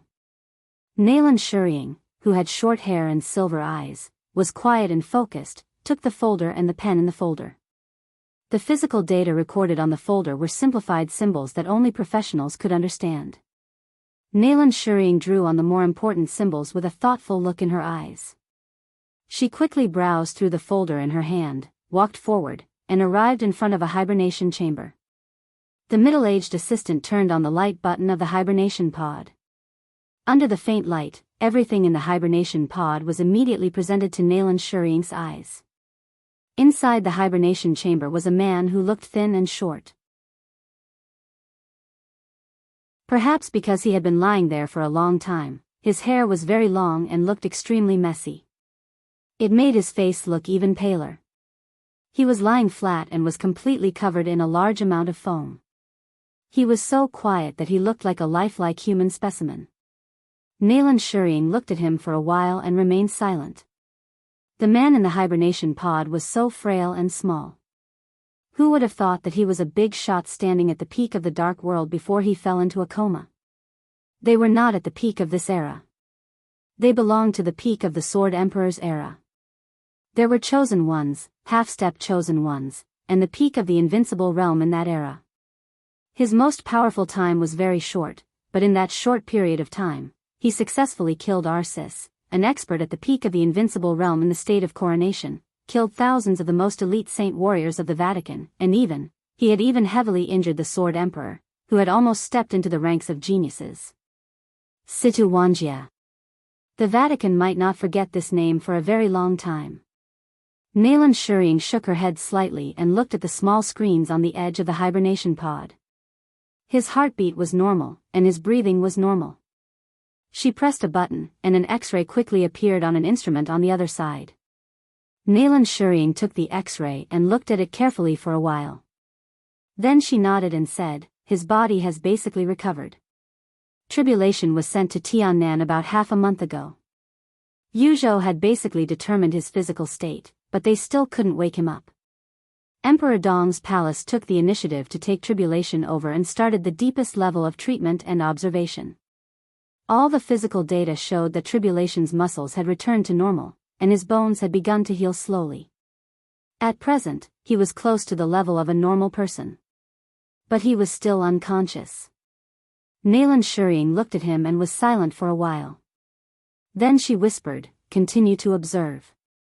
The two assistants froze for a moment and said subconsciously, "Observe?" In their original plan, if Tribulation's body was really normal but he couldn't wake up, the next thing they should consider was different levels of mental stimulation. Observe first. Nayland Shurying nodded and said, "His Highness Li Tianlan will come back in the near future. We'll see what he thinks then." The two assistants nodded and didn't say much. Nayland Shurying handed the document in her hand to the assistant and walked to another hibernation pod. "How's the situation of medical record number 1? "Same as always," the assistant said with a bitter smile. "Her body is still slowly recovering, but in a short time, there is no hope of recovering to the level of a normal person. We often monitor her brain waves, and the data is even lower than that of medical record number 1. Her body is quite seriously damaged, and it can be said that she is infinitely close to death." Nayland Shurying's footsteps paused. "No." She shook her head and whispered, "You haven't seen a person who is really infinitely close to death." He came to the hibernation pod in the middle and turned on the light source. In the hibernation pod, Dongqing Rushi, who was covered with foam, closed her eyes and didn't move. Nayland Shurying watched all this quietly. Her heart was heavy, and her body was a little cold. Dongqing Rushi had been in a coma for 2 years. Her body was indeed getting better. But there was still a long time before she really recovered and woke up. A very, very long time. It was so long that Nayland Shurying couldn't even see hope. 2 years ago, Li Tianlan almost overturned the entire Beihai province. One of the most important contents of his deal with the Wang family of Beihai was to ask the Wang family of Beihai to completely cure Dongqing Rushi. So Nalan Shurying was sent to Tiannan by summer solstice with the most advanced equipment and a top medical team. But today, she was completely sure that the progress they had made could not satisfy Li Tianlan, who was about to return to Tiannan. The situation in Beihai had been extremely tense. Nalan Shurying was not sure whether Dongqing Rushi's condition would make the situation facing Beihai worse. She stared blankly at Dongqing Rushi, who was motionless in the hibernation pod, and was silent for a long time. Observe closely. After a long time, she took a deep breath and said in a low voice, I stay in the lab most of the time. If anything happens, tell me immediately. Understood.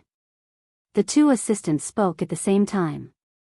Nalan Shurying nodded, walked aside, and turned on a computer that was connected to all the equipment. She took out a folder again and began to record the latest physical data of Dongqing Rushi and tribulation. The two assistants were carefully inspecting the sophisticated equipment in the hall and doing their daily maintenance. No one spoke. The hall became quiet again. Without anyone noticing, the space in the dimly lit hall began to tremble slightly. The transparent air seemed to become a line. The tiny line continued to spread and spread to the side of Dongqing Rushi's hibernation pod. The whole air suddenly twisted for a moment. A man in black appeared beside Dongqing Rushi.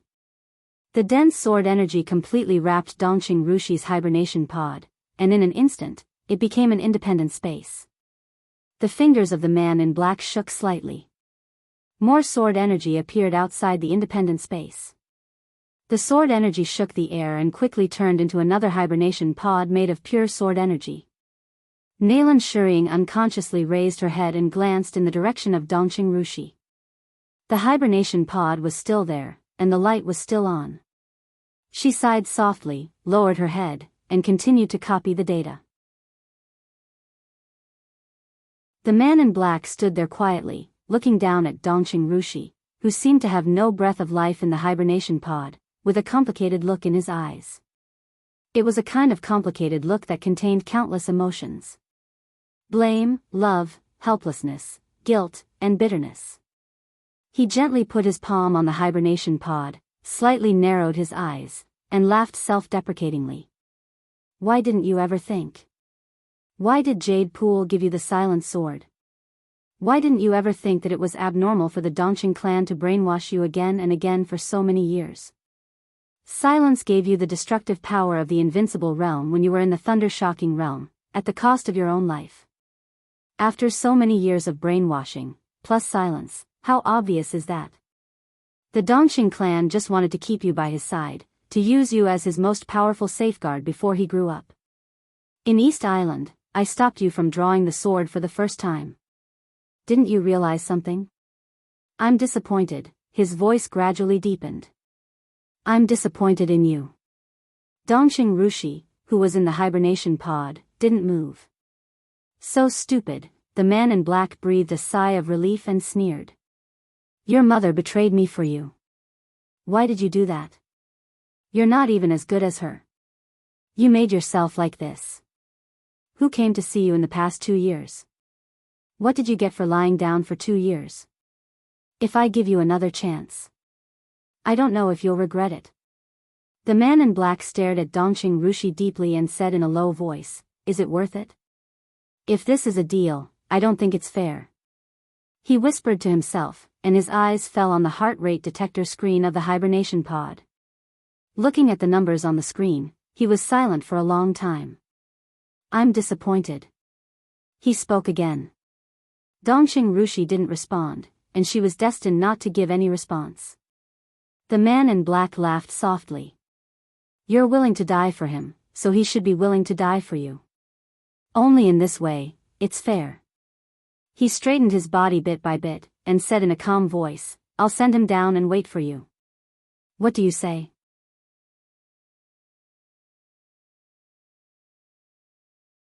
Chapter 902. In the quiet hall, Nalan Shurying slowly stood up. She recorded the latest body data of Dongqing Rushi and tribulation respectively, planning to leave here and go to her own lab to study. The subtle and imperceptible sword energy space began to separate layer by layer. The black-clothed man silently followed Nalan scurrying into the elevator. The elevator slowly went up 15 meters underground. He entered the password 3 times on the way and finally came to the surface. The elevator opened, and Nalan scurrying walked out and went in another direction. The black-clothed man, who was calm and indifferent, seemed to have no emotions and aura, glanced at Nalan scurrying and slowly walked out of the elevator. Outside the elevator was an incredibly grand hall. The length of thousands of meters was divided into rooms. In the central area, there was a rockery, a fish pond, and a small garden. The huge space and the nearly 20-meter-high dome made the whole hall look magnificent. Standing in it, everyone could feel their own insignificance. It was not a hall, but a small square. The black-clothed man watched quietly. In his sight, the combatants and civil servants of Emperor Dong's palace kept coming in and out, in 2s and 3s, constantly talking about something. There were not many people in Emperor Dong's palace, so this very advanced hall seemed extremely empty. The black-clothed man stood there for a while, then silently moved forward and walked out of the main entrance of the hall. The main entrance of the hall was a huge fountain square. Thousands of fountains were constantly spraying transparent water columns. The water columns rose tens of meters into the sky and converged in the center. A majestic and awe-inspiring pitch-black greatsword stood in the center of the water column. The greatsword was as tall as the huge castle behind the black-clothed man. Countless splashes of water slowly flowed on the greatsword, sparkling with colorful rays of light under the sunlight. The black-clothed man's mouth twitched. He had almost never seen such a large fountain square. Not to mention in Tiannan, even in Yuzhou, a fountain square of this scale could almost be regarded as a landmark. He narrowed his eyes, smiled self-mockingly, and whispered, "This is really the style of a nouveau riche." His figure directly passed by the fountain square, straight ahead, and stepped on a verdant lawn. There was a group of white pigeons that were not afraid of humans on the lawn.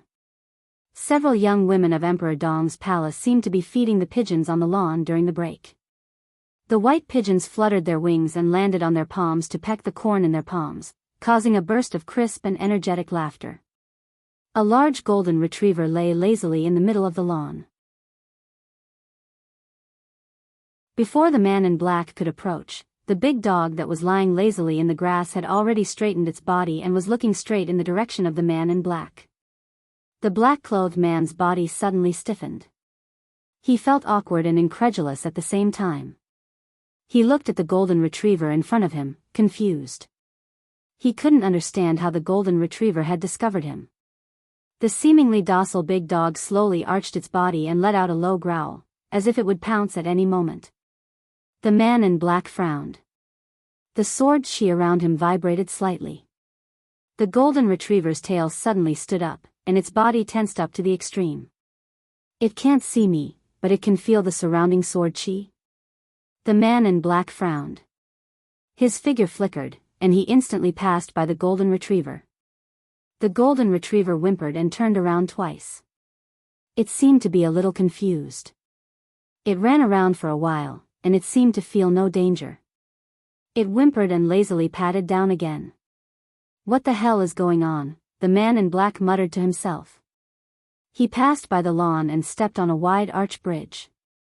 Under the arch bridge was a clear stream. The circulating water surrounded the entire Emperor Dong's palace. It was a huge artificial lake. The man in black stood at the other end of the bridge and looked back at Emperor Dong's palace. The huge 6-story castle of Emperor Dong's palace was facing the pitch-black giant sword in front of the gate. It was like a giant standing in front of a hill, so tall and majestic, with a large shadow that almost blocked the sun. The man in black glanced at it expressionlessly, then turned around and left. His figure was getting farther and farther away. On the edge of the magnificent and huge Emperor Dong's palace was a busy construction site. It was very noisy. Construction teams from different places were busy with their own work. The place where the black-robed men were supposed to be building an office building. Were they planning a camp further away? Or a canteen? It was destined to become the area of Emperor Dong's palace in the future. But at present, the construction site was much larger than the already built Emperor Dong's palace. The man in black could clearly feel the footsteps and ambitions of Emperor Dong's palace. It was destined to be the center of Emperor Dong's palace in the future. And the entire Xianyuan city would be absorbed by Emperor Dong's palace bit by bit. Shopping malls, schools, hospitals, supermarkets, clubs, everything in the city would become a part of Emperor Dong's palace. There would no longer be ordinary citizens here. The residents here would be the staff of Emperor Dong's palace, the combatants, and their families. The city would become Li Tianlan's private territory, with a small population, a comfortable environment, luxurious facilities, a lot of funds, and citizens of the city. Many years later, it would inevitably become one of the most beautiful cities in Zhongzhou State, one of the most prosperous cities, and the city with the strongest concentration of residents. That was the new city plan. It was a plan that basically copied the ideas of the Wang family of Beihai, but it summarized some defects of Mount Dibing, so it became more perfect in the later stage. The man in black walked out of the construction site and looked at the city that was changing almost every day.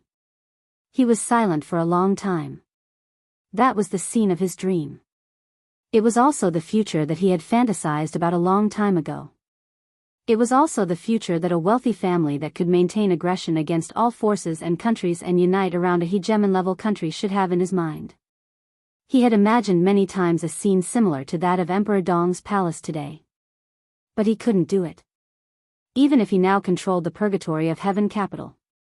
Even if the Purgatory of Heaven capital was still a superpower in the dark world. But, no money. That was the most painful point. Li Guangtu, dressed in black, had a twisted and complicated expression. The Purgatory of Heaven capital was equivalent to the former Li family. But the former Li family did not represent the Purgatory of Heaven capital. The Purgatory of Heaven capital, which collapsed and gathered again, did inherit a lot of things from the Li family, including wealth, talents in all aspects, and powerful warriors, but after all, it was not the complete Li family. He had lurked in East Island for many years and accumulated a lot of wealth. Li Guangtu was rich. An investment of hundreds of millions or even billions was not a problem for him. He could even get tens of billions. But compared with Li Tianlan, the little money he had made him look like a pauper. When he first heard about the new city plan, it was like a joke. The income generated by the 5 countries in Eastern Europe was indeed terrifying, and the Flourishing Age Fund had invested a lot in Emperor Dong's palace. Under normal circumstances, Li Tianlan was not short of money. But no one believed that Emperor Dong's palace could really start the new city plan. The establishment of Xianyuan City was like a signal. Dongwang in the shortest time possible, the palace had invested all of its financial resources into Xianyuan City. Money was consumed crazily and Xianyuan City continued to develop. Even during the period when Zhongzhou State gradually reduced its support for Xianyuan City, Emperor Dong's palace did not stop. Where did the money come from? This was the question that puzzled Li Guangtu the most. The professionals of the Purgatory of Heaven capital had already made professional statistics. Even if the interests of the 5 countries in Eastern Europe were beyond imagination, Emperor Dong's palace could not mobilize such a huge amount of funds. As Zhongzhou State's attitude became clearer, the wealthy families that invested in Emperor Dong's palace became more cautious. Such a situation was bound to cause a break in the capital of Emperor Dong's palace. But here was the problem. Not only did Emperor Dong's palace not have a problem with its funds, but they could mobilize more and more money. This could be seen from the overall transformation of Xianyuan City. The construction and expansion of Emperor Dong's palace and the overall transformation of Xianyuan City. In nearly a year, Changning Qiancheng, Xianyuan City, launched dozens of large-scale projects in a row. They really did not consider the problem of a break in the capital. In fact, their capital did not break. The Purgatory of Heaven capital had not figured out where the money came from. But today, where the money came from was no longer important. What mattered was that the new city plan of Emperor Dong's palace was actually possible to be realized. At this rate, it would take at most 5 years. 5 years later, Xianyuan City would become a complete Emperor Dong's palace. With all kinds of resources coming in continuously, it meant that in 6 or 7 years at most, the whole Tiannan would become the back garden of Emperor Dong's palace. What everyone did not know, or subconsciously ignored, was Li Guangtu's current martial arts.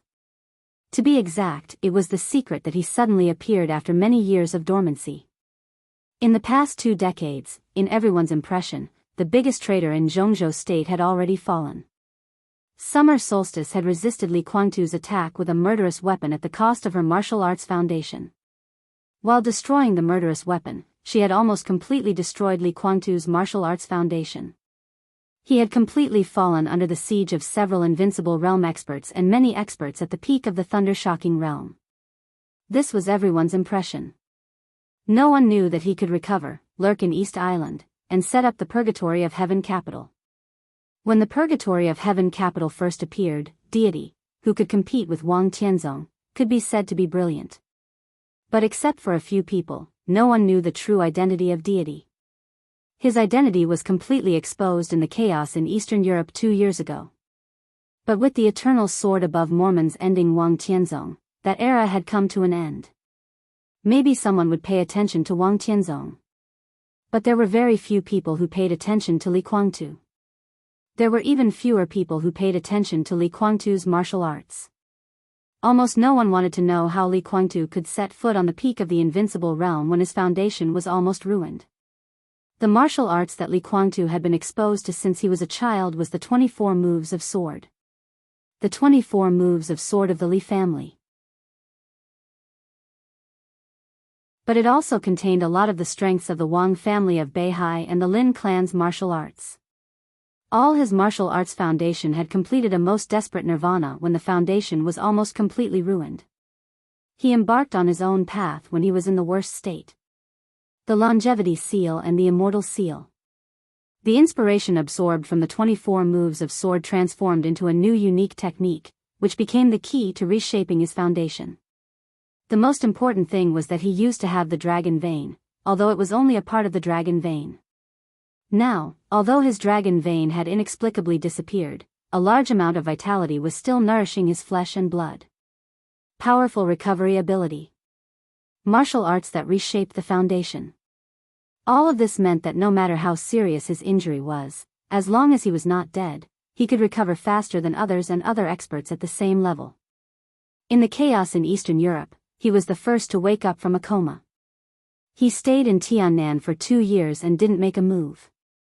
Everyone thought that his injury was serious or even completely destroyed. He stood in the darkness where no one could see and silently recovered from his injury.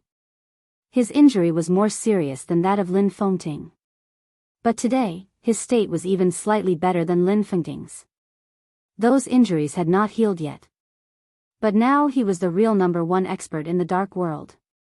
Li Guangtu was not in a hurry. He was not in a hurry at all. He felt that he still had enough time. The game between Beihai, Zhongzhou State, and the giant group had been in a stalemate. One advanced and the other retreated, and the 3 parties were trying their best to maintain a balance. Before the result of the game came out, it was difficult for Li Tianlan to get out of the desert prison. And at Li Tianlan's age and physical condition, it was almost impossible for him to enter the invincible realm. In Li Guangtu's view, such a game would not have a relatively clear result until after next year's election at the earliest.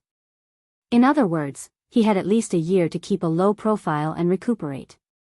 It was difficult for him to be sure that he would recover in a year, but he had his advantages.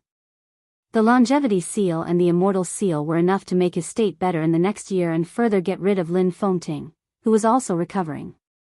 At that time, he would undoubtedly have more confidence. Even if there were any accidents in the middle, the time of the game would be further extended.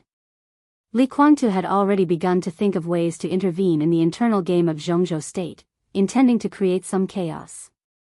But he never thought that Qin Fangqing would be so stupid as to start a bullshit termination plan. The most ridiculous thing was that the plan was completely exposed not long after it started.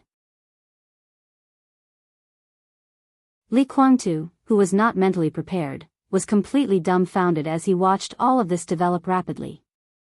Before anyone could react, the academics had successfully withdrawn, and Qin Fangqing, who was in control of the game, directly began his most intense means.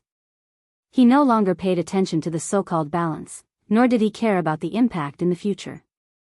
Therefore, because of the withdrawal of the academics, Chen Fangqing, who had no choice, blocked the desert prison in an extremely radical way. The game had become a real war. There was no doubt that Chen Fangqing lost. He might not be a complete failure now. But Li Tianlan always came out of the desert prison, and the shocking sword over the desert meant that the giant group and the southeast group had achieved a stage victory in this war. Hao Yue group had an accident. Special Warfare Group had an accident. All this was Li Tianlan and Wang Xingxiao's counterattack. The subsequent development was almost not difficult to guess. Li Guangtu couldn't understand why Chen Fangqing was so stupid. Maybe he was not stupid, but from the moment the termination plan was exposed, he had no choice. The termination plan was not a mistake. The only mistake was that it was exposed. Li Guangtu didn't bother to think about the inside story. The reality was in front of him. He had wanted to wait a little longer. But Li Tianlan's strength was beyond his expectation. According to Li Tianlan's current growth rate, in less than 3 years, even if he recovered from his injury, he might not be able to defeat Li Tianlan. Not to mention 3 years later, even now, Li Tianlan had Xianyuan Feng in his hand. In the case that Xianyuan Feng had sufficient energy, he was not sure that he could win. This was a terrible thing. For Li Guangtu, this was even the most terrible thing. The most terrible thing. Once he couldn't defeat Li Tianlan or was suppressed by Li Tianlan, he could imagine what would happen to him. Everything that belonged to him would be taken away by Li Tianlan. Because they were all from the Li family. For many people in the purgatory of heaven capital, their sense of belonging was actually the same. There were not many people who were loyal to Li Tianlan. There were also not many people who were loyal to Li Guangtu. Most people in the purgatory of heaven capital had a sense of belonging to the Li family. Once he was left behind by Li Tianlan, with his infinite future possibilities, he could almost make Li Guangtu lose everything in the shortest time. So Li Guangtu didn't want to wait, and he didn't dare to wait. He had planned to wait a few more years. When Emperor Dong's palace completely swallowed up Xianyuan city and when everything in Emperor Dong's palace was completed, as long as he killed Li Tianlan, he could take over everything left by Li Tianlan in the shortest time and become the new Emperor Dong. This meant that he could get a whole city, a city built with a lot of money that he didn't even dare to imagine. If the purgatory of heaven capital got the complete Emperor Dong's palace and Xianyuan city, it was almost equivalent to getting the whole Tiannan. The purgatory of heaven capital would become the most terrifying force in the dark world. But Li Tianlan's speed of growth made him dare not delay at all.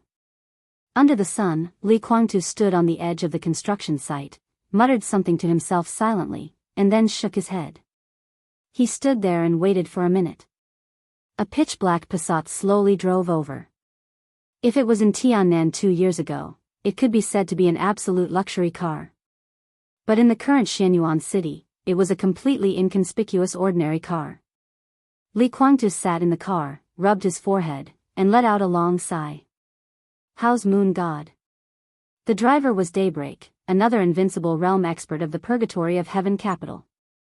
His injury had completely recovered, but he hadn't stabilized his realm for the time being. His powerful aura was constantly fluctuating. Not good. Li Guangtu whispered, very not good. His voice was a little depressed. Daybreak was silent for a while, started the car, and whispered, it's not necessarily hopeless. I've heard of Silver Eyes in Beihai. She can be regarded as an authoritative figure in this field. Now the cooperation between Beihai and Emperor Dong's palace is at a critical period. Even if it's to please Li Tianlan, the Wang family of Beihai will inevitably work harder to let Silver Eyes save Moon God. It's a good thing to let her stay here for the time being. She's too slow. Maybe I should talk to the Wang family of Beihai, of course, after the final battle. Li Guangtu narrowed his eyes. After the final battle, he would kill Li Tianlan and annex Emperor Dong's palace before Zhongzhou state reacted. And after the final battle, if Li Tianlan died, the current situation in Zhongzhou State would be different again. Daybreak was silent for a while and didn't speak. "How's Dawn doing in East Island?" Li Kuangtu suddenly asked. "Everything is going well."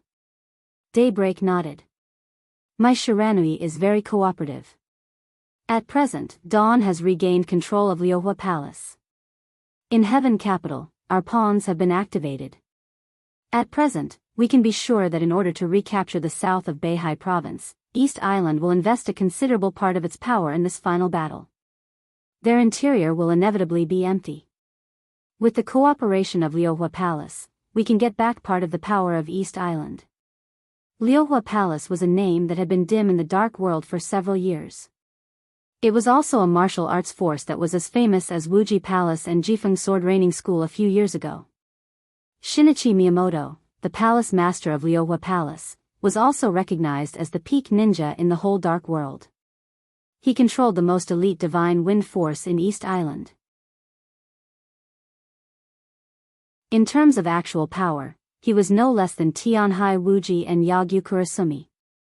But in the final battle of Heaven Capital 5 years ago, Shinichi Miyamoto of the Invincible Realm died in the hands of Tribulation. Therefore, Tribulation broke through and directly entered the Invincible Realm from the Chi-controlling realm. But Liuhua Palace never recovered. After the Purgatory of Heaven Capital entered East Island, my Shiranui, the young palace master, was the first to seek refuge with the Purgatory of Heaven Capital. The sphere of influence of Liuhua Palace was maintained under the protection of the Purgatory of Heaven Capital. As the Purgatory of Heaven Capital gradually withdrew from East Island in the past 2 years, Liuhua Palace was annexed by the other two martial arts forces all the time.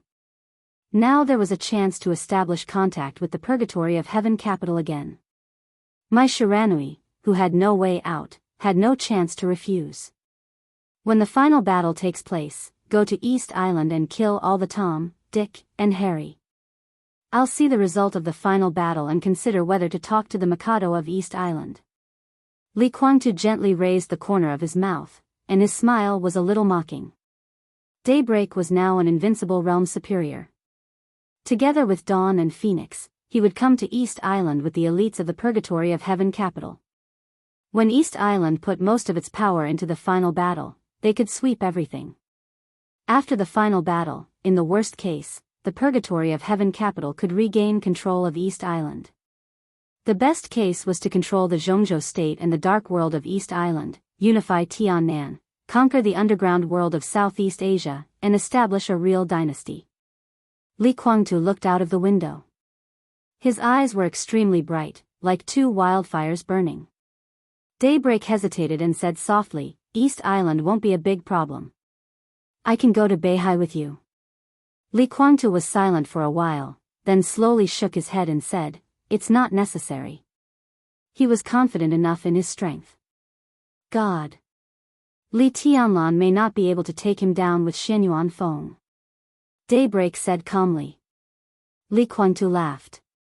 "I'm not fighting with him alone. Xianyuan Feng is really strong, but it's just a murderous weapon in essence. Its energy will be exhausted. After all, in the final battle, he will face more than one Invincible Realm expert. When Xianyuan Feng's energy is almost exhausted, I will make a move, and it will be enough to decide his life or death in an instant." Daybreak was silent for a while and held the steering wheel tightly.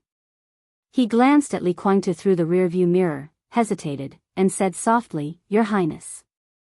Li Kuangtu glanced at him. "How much strength has he recovered now?" Daybreak asked softly. This was something that every high-level official in the Purgatory of Heaven Capital was very concerned about. Everyone knew that Li Kuangtu recovered very fast in secret, and he was in a good state. This was also an important source of confidence for them to plot against East Island again. But no one knew how much Li Kuangtu had recovered. Li Kuangtu was silent for a while and said calmly, "In the normal state, I've recovered about 70%, which is about the same as my heyday before I went to Eastern Europe." Daybreak's eyes lit up. He went to the heyday of Eastern Europe. At that time, Li Kuangtu was a god, with the strength that could break through the peak of the Invincible Realm at any time. This was Li Guangtu's normal state now. Li Guangtu smiled and continued to say, if necessary, I can exert about 90% of my strength in a short time, which is enough to deal with any situation. Li Guangtu's 90% strength now, this was not his peak state now. But it had definitely surpassed the limit of the peak of the invincible realm. Daybreak was silent for a while and laughed. Then I'll go back to East Island. He was talking about going back to East Island. Not going there. He was going back to the territory that used to belong to him. Li Guangtu nodded and whispered, we'll get back everything we lost.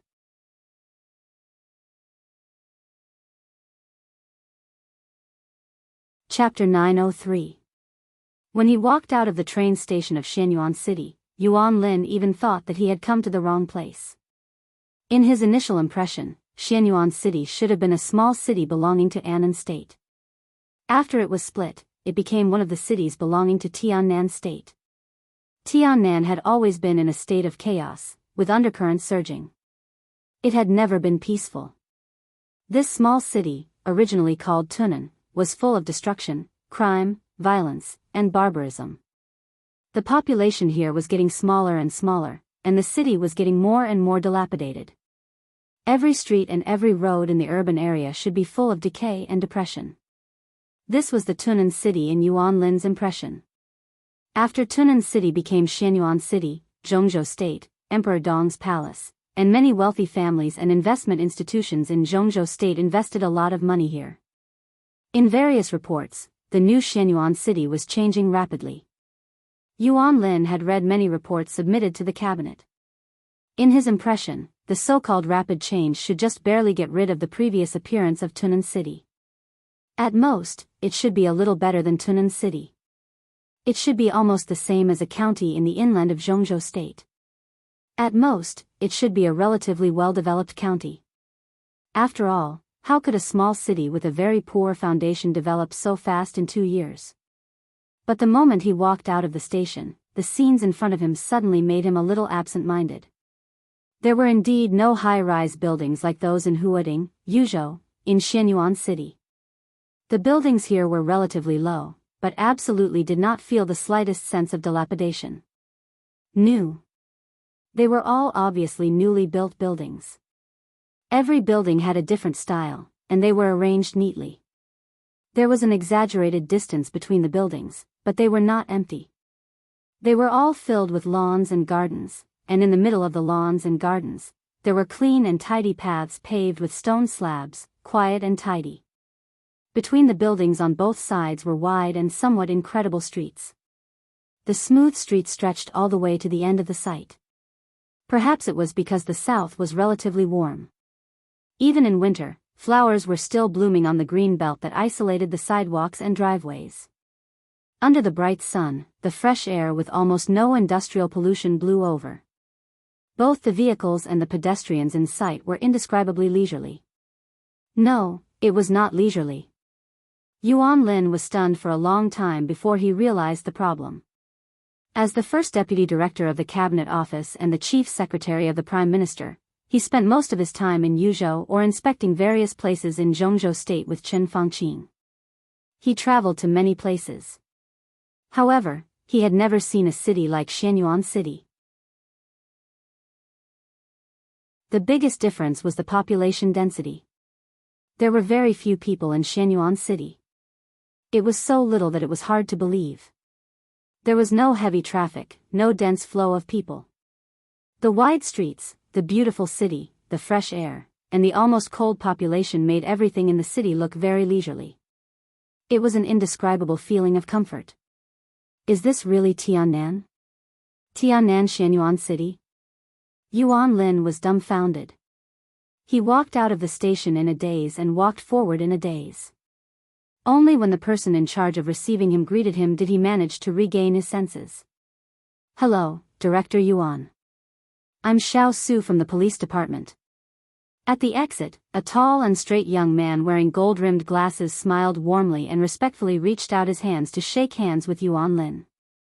Yuan Lin came back to his senses and took a deep breath. His tone was inexplicably low.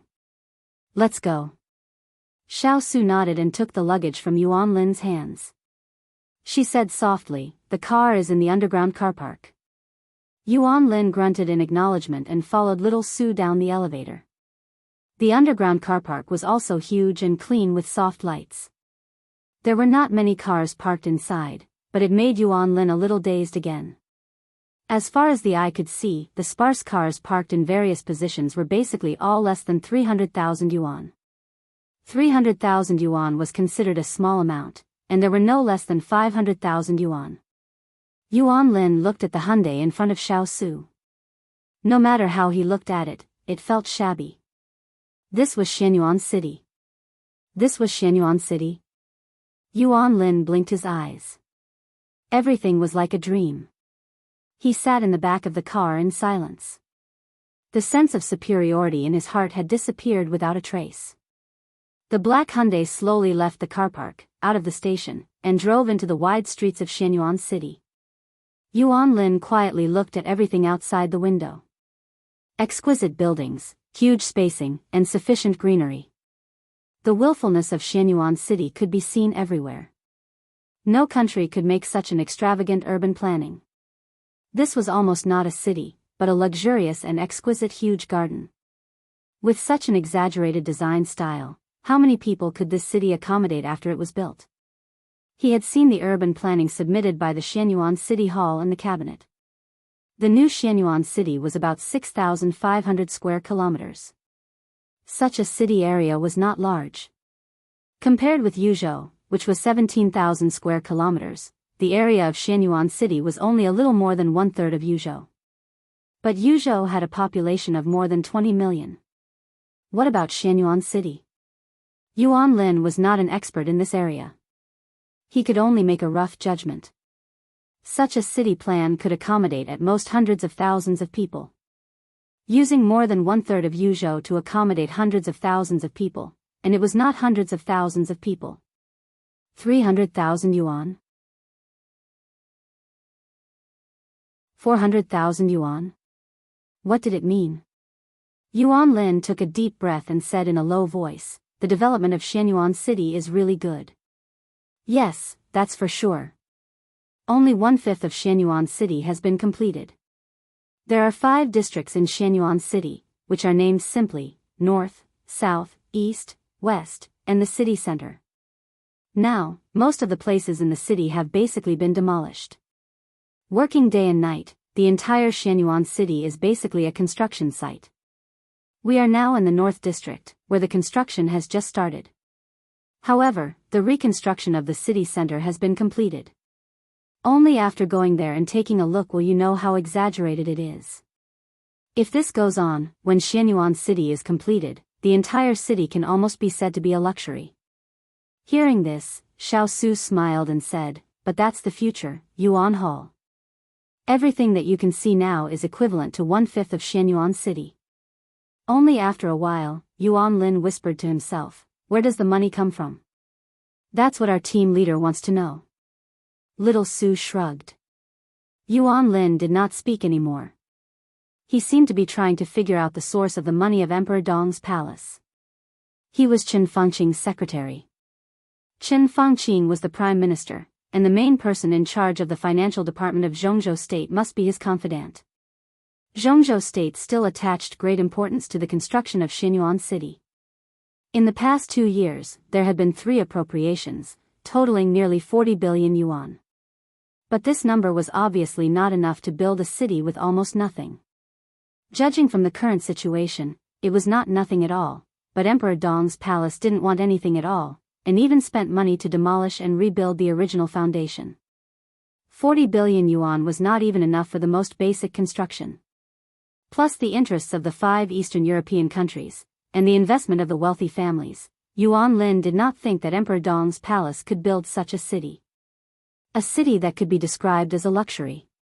The black Hyundai drove into the city center in silence.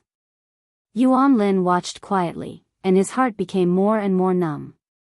Exquisite buildings, huge statues, gorgeous streetlights, lush greenery, a grand square. The Hyundai drove all the way and finally entered a small forest. Well, a small forest in the city center. the corner of Yuan Lin's mouth twitched as if he was stimulated. The forest in the city center. He felt that the city center and the forest could not be connected at all. No matter how small this small forest was, it could be used to build at least a large residential area, a business circle, or, there were too many choices. But Emperor Dong's palace willfully built here, or rather, preserved a forest. All the buildings around seemed to adapt to the style of this forest, and it did not look out of place as a whole. Yuan Lin raised his head stiffly. The road in front of him slowly went up along a not obvious slope. At the highest point at the end of his sight was a pure white building like a castle. In a verdant forest, the castle was looming, with an indescribable pure beauty. The corner of Yuan Lin's mouth twitched. He wanted to say something, but he swallowed it back. He had made up his mind to complain about Emperor Dong's palace when he returned to Yuzhou. This city was luxurious and beautiful beyond Yuan Lin's imagination. But all of this meant nothing in his eyes. This was completely the capriciousness of the rich. To be exact, it was a reckless waste of resources. Hyundai kept going up. The pure white castle in front of him was getting closer and closer. Yuan Lin opened his mouth little by little. He watched the castle getting higher and higher. The soft sound faintly echoed in the forest. His eyes widened. He was dumbfounded. He was really dumbfounded. This forest might be a hill preserved by Emperor Dong's palace. But the problem was that this pure white castle was not on the top of the mountain at all. It was a huge, exquisite, and luxurious castle. A castle floating in the air. It was really a castle in the air. It floated about 20 or 30 meters high in the air, gently rotating at an imperceptible speed. The doorman trotted over and opened the door respectfully. Yuan Lin got out of the car and looked up, dumbfounded. From his point of view, he could see the huge base of the floating castle. The pure white base was engraved with countless patterns, forming a pattern of a clock. It was dusk, and night was approaching.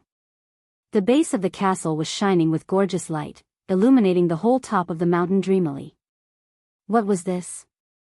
What the hell was this? This. Damn it. What was this? City in the Sky, the most high-end club in Tiannan. Su's tone was a little complicated. This is an industry belonging to Emperor Dong's palace, and Xianyuan City is the first one. According to their plan, in the next 1 or 2 years, branches of City in the Sky will be established in every first-tier and second-tier city in Zhongzhou State. The initial plan is to establish more than 50 similar clubs. Yuan Lin swallowed hard and murmured, "How did they do it?" "The power of money and privilege." Little Su chuckled. Yuan Lin watched this scene quietly. In a daze, he did not notice a black Passat slowly parking in the parking space near him. The doorman nearby wanted to run over and open the door. In the driver's seat, Daybreak waved his hand. He turned off the car, but did not get out. Instead, he looked at Yuan Lin not far away. The chief secretary of the cabinet? Daybreak raised his eyebrows and laughed. Why does he look like a bumpkin? Is he scared out of his wits? No, he doesn't know how to get up, does he? Does he want to fly up there? He must want to fly up. When did you become so mean? Li Kuangtu glanced at him with a smile. Daybreak laughed and asked, "Your Highness, are you here to see him today?" Li Kuangtu leaned against the back of the chair and narrowed his eyes. "Maybe, but he's not the one who asked me out."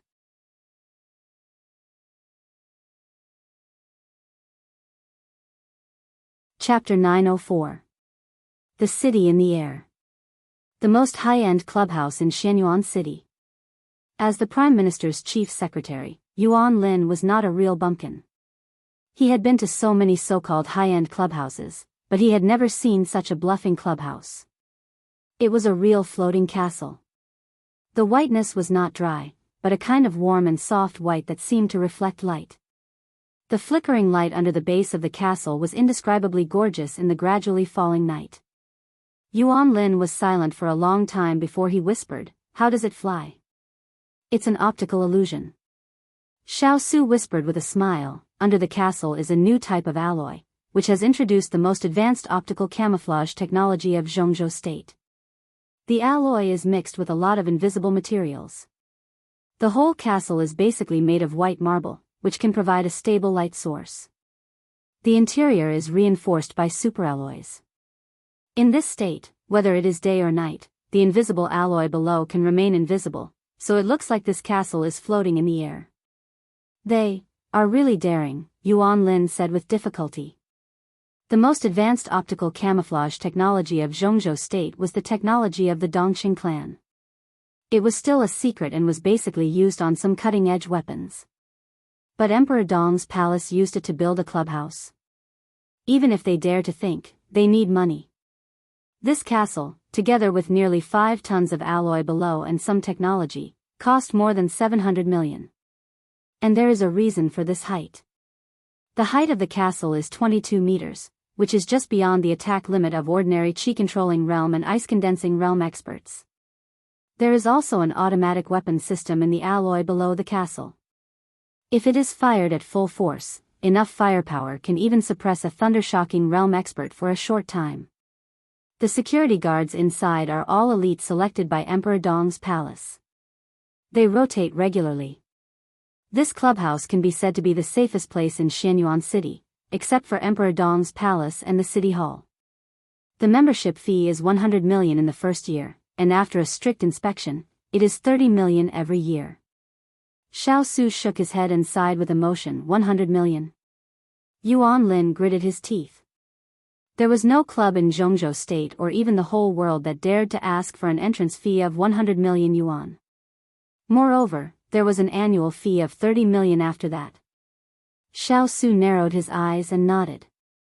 It's said that it's the idea of the little princess of the Wang family of Beihai. She proposed the new city plan, and the city in the air is also a part of this plan. The membership fee of 100 million seems to be a lot, but according to our investigation, over the past 2 years, we've received more than 200 applications to join, but less than 1/10 of them can really become members of the city in the air. The club will conduct a preliminary review, and the final decision on whether to accept a new member is in Emperor Dong's palace. What's the point? Yuan Lin's mind was still a little muddled. Various thoughts kept wandering in his mind, and eventually, he had no more thoughts. This is the alliance of Emperor Dong's palace. Xiao Su curled up the corner of his mouth. Pure financial resources are not enough to join the city in the air. One must have enough value.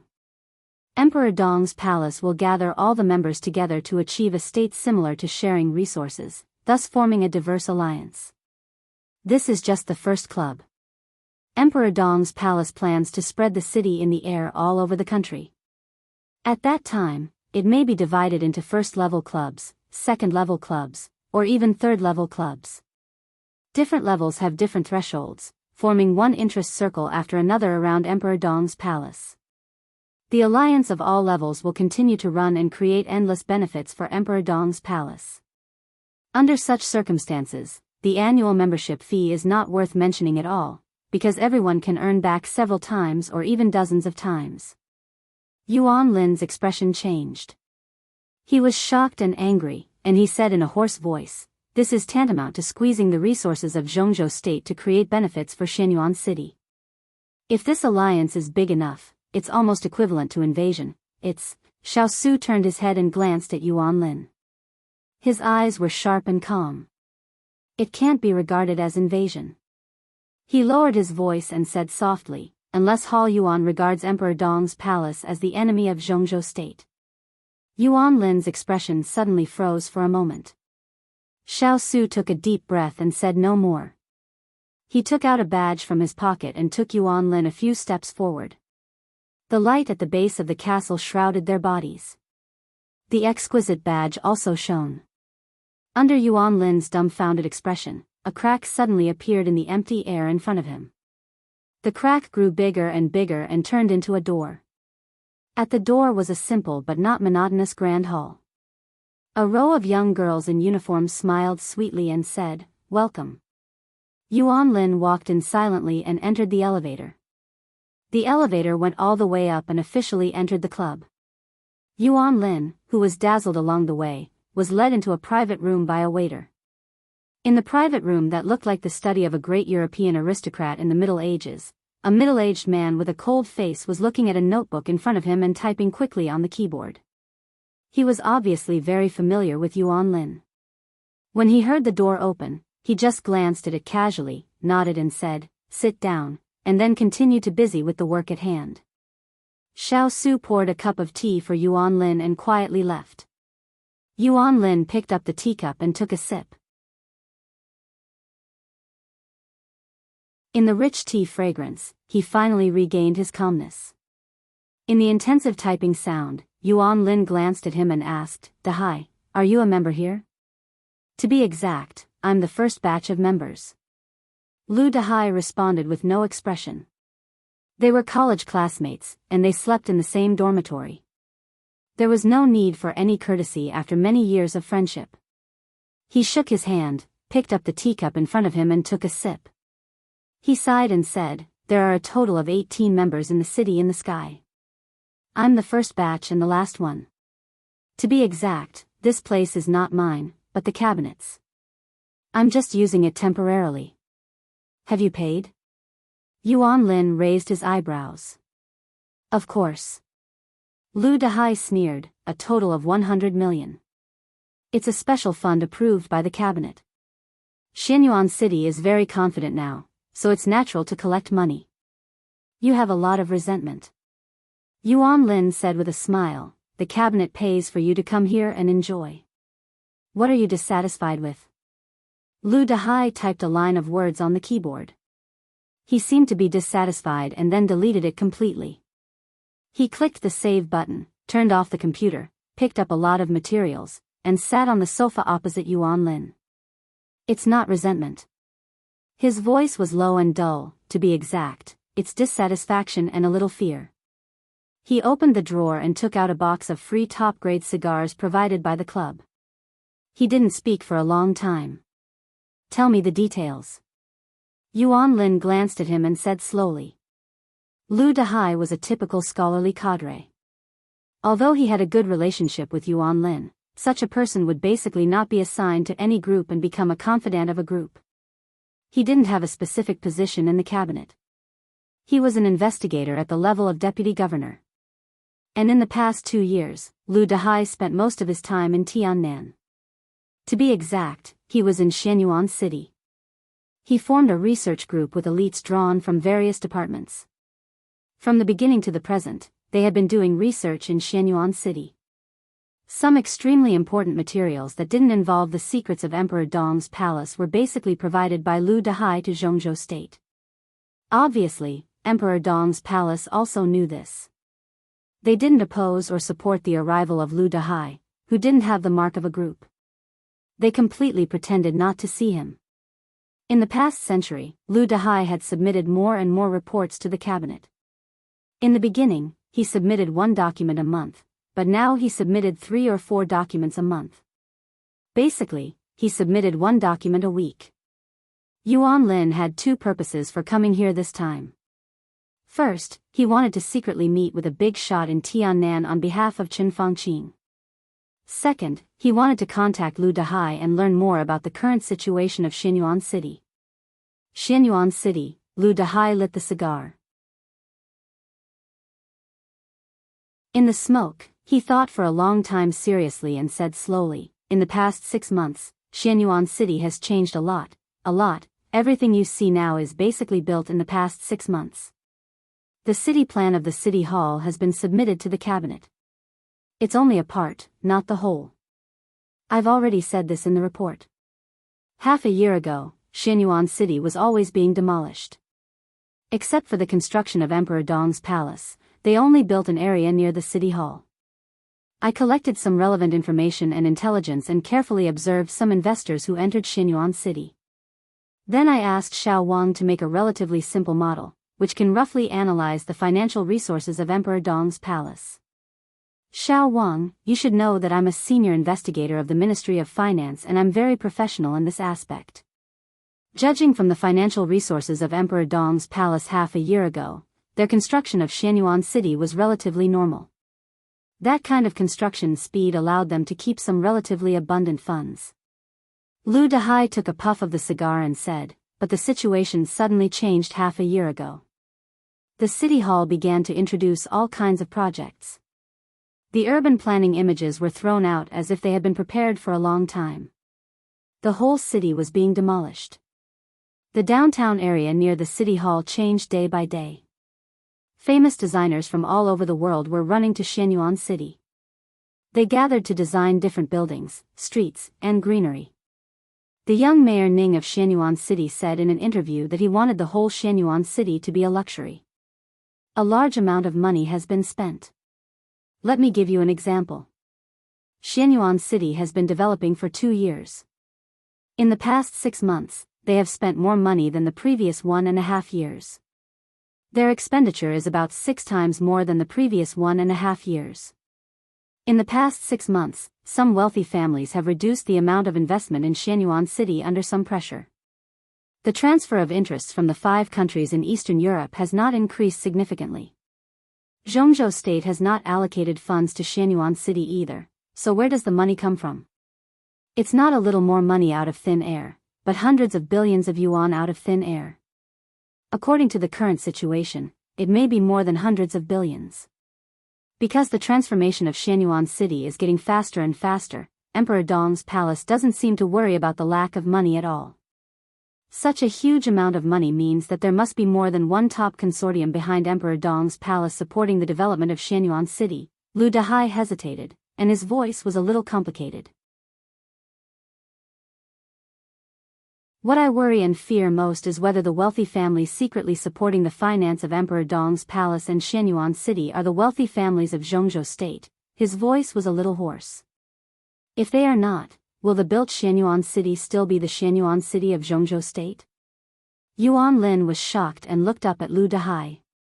Lu Dehai lowered his head and was strangely silent. In this case, it almost meant that Lu Dehai was accusing Emperor Dong's palace of treason and turning to foreign consortia. He thought about that possibility and shook his head subconsciously.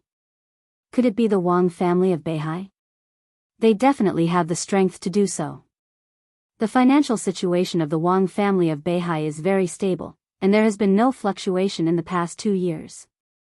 Of course, they also paid for the construction of Shenyuan City, but most of their support for Shenyuan City comes from armaments.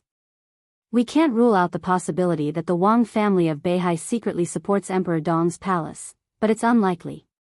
Such a large amount of money is not a small amount for the Wang family of Beihai. It's illogical to give it to Emperor Dong's palace for nothing. So, you suspect the foreign consortia? Yuan Lin was thoughtful. Half a year ago, this node was very critical. Everything in Emperor Dong's palace was normal, and I had no way to know the information about the desert prison and Li Tianlan. Lu Dehai said calmly. Li Tianlan. Half a year ago, Yuan Lin thought of something. Military counselor went to the desert prison half a year ago. Who is military counselor? Lu Dehai narrowed his eyes. I don't know. Yuan Lin shook his head. I'm not sure yet. Lu Dehai looked at Yuan Lin silently for a while. Military counselor was the super master of Samsara Palace, not a member of the system of Zhongzhou State. How could such a person go to the desert prison? Then he thought of Dongqing Wudi and felt powerless. He shook his head and changed the topic, saying slowly, let's not talk about where the money comes from. The current plan of Shenyuan City doesn't seem to be building a city. Yuan Lin glanced at him. It gives me the feeling that the development direction of Shenyuan City is completely like an independent kingdom, or a foundation that only belongs to Emperor Dong's palace, with the whole city as the foundation. Lu Dehai said. New city plan, I know. Yuan Lin nodded. No, you don't know. Or, the reality is more exaggerated than you think, and much more exaggerated. Lu Dehai took a deep breath. He casually flipped through the information in his hand and confirmed the data. According to our research results, combined with their city planning map, most of the buildings in Xianyuan City are unscientific and unreasonable. To be exact, they waste a lot of resources. When you came here, you should have seen that there are no tall buildings in Xianyuan City, and the distance between buildings is almost extravagant. If this city is built, it can only accommodate 150,000 people, and the limit should not exceed 250,000.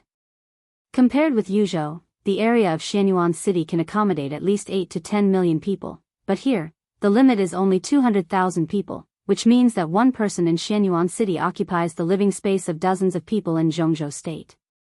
What's more, Emperor Dong's palace doesn't intend to let the population of this city reach the limit. Do you know what the most precious thing in Xianyuan City is now? It's not money, it's the household registration. The household registration of Xianyuan City in the future. The City Hall hasn't released any relevant information yet, but from various sources, Xianyuan City's requirements for household registration will be unbelievably strict. At present, there are countless families who want to join Xianyuan City and settle down here, but only a few families have been promised by the City Hall and can settle down here in the future. The City Hall is currently considering the problem of household registration, followed by the problem of social welfare. It can be foreseen that, like this city which is almost luxurious, the social welfare of Xianyuan City will also be so high that it will be stunning. The social welfare of Xianyuan City is also astonishingly high.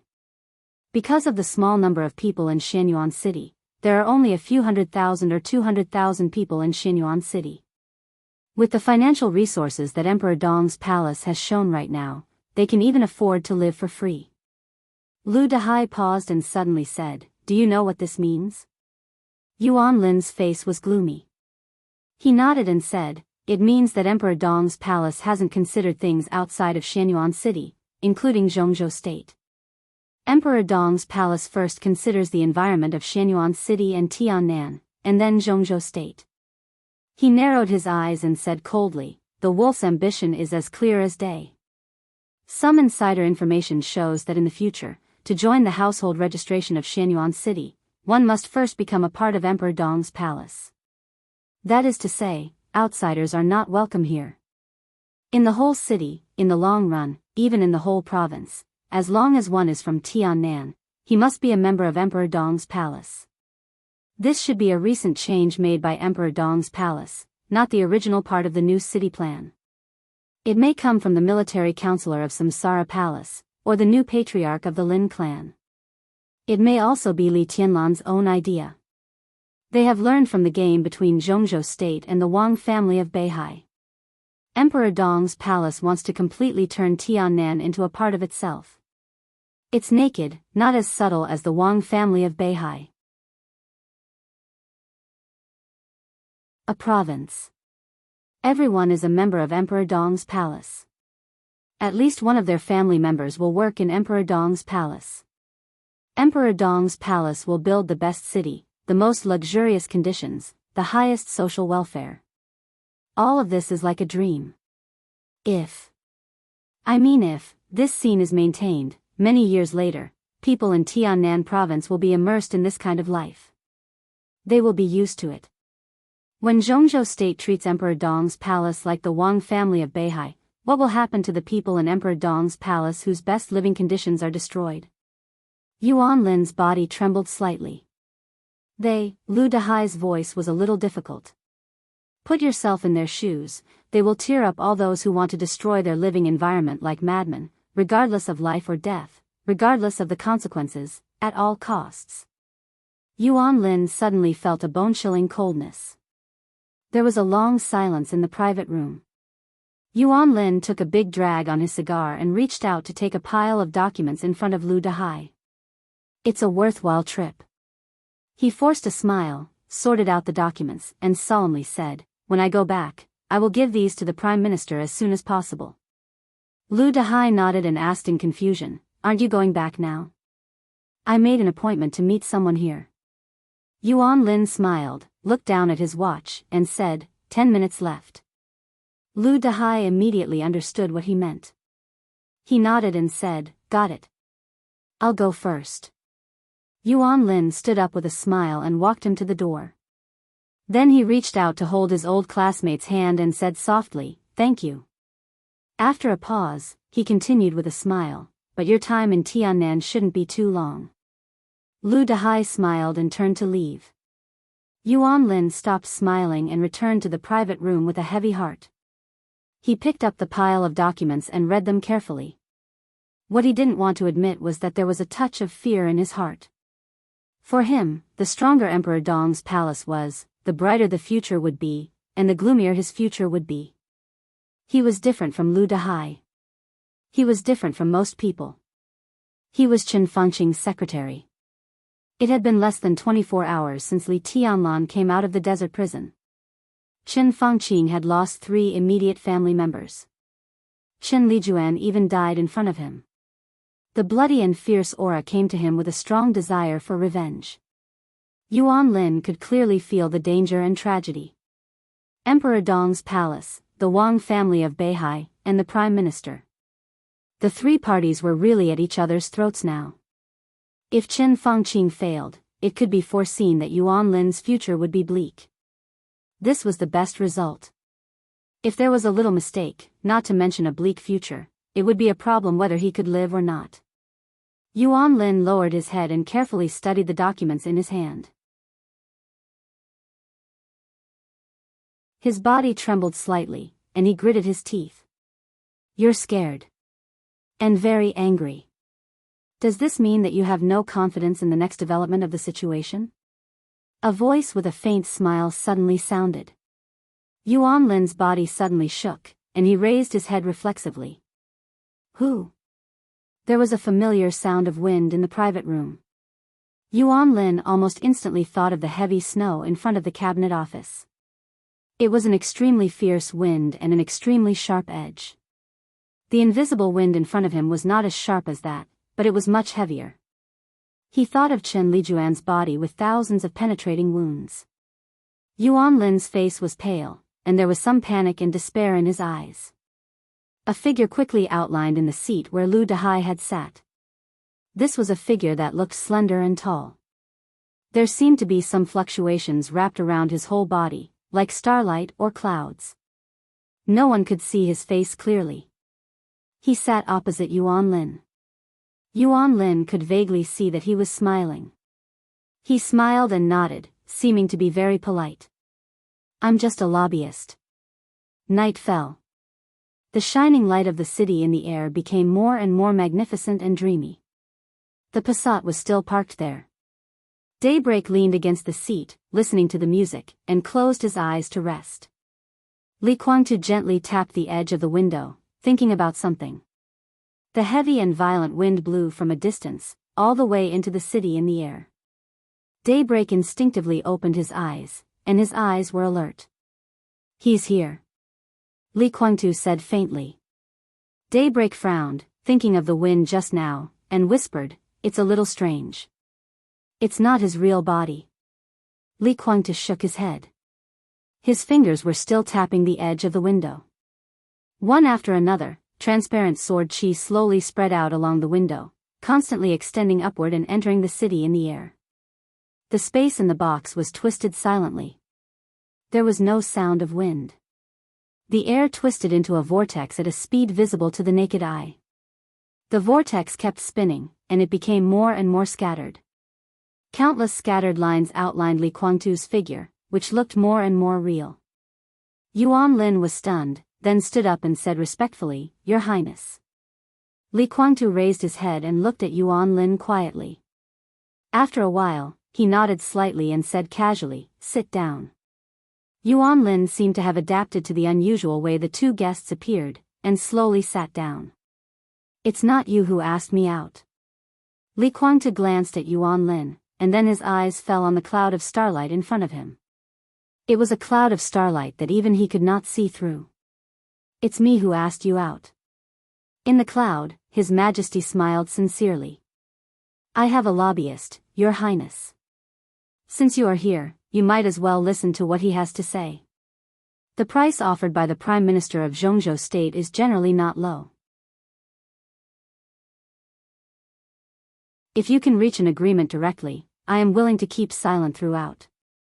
Li Kuangtu carefully examined His Majesty's figure. The sword chi was densely intertwined, forming an extremely blurry domain. Obviously, the other party was not his real body. It was a sword energy projection like him. Li Kuangtu looked at it quietly. For a moment, he did not know whether the other party did this out of caution or to show his strength in front of him. He was silent for a while, looked at Yuan Lin, and asked directly, "What does Chen Fangqing want to say?" "The Prime Minister hopes to have a deep cooperation with the Purgatory of Heaven capital," Yuan Lin said respectfully. Li Kuangtu moved. The sword energy projection suddenly became illusory, but his face became more and more real.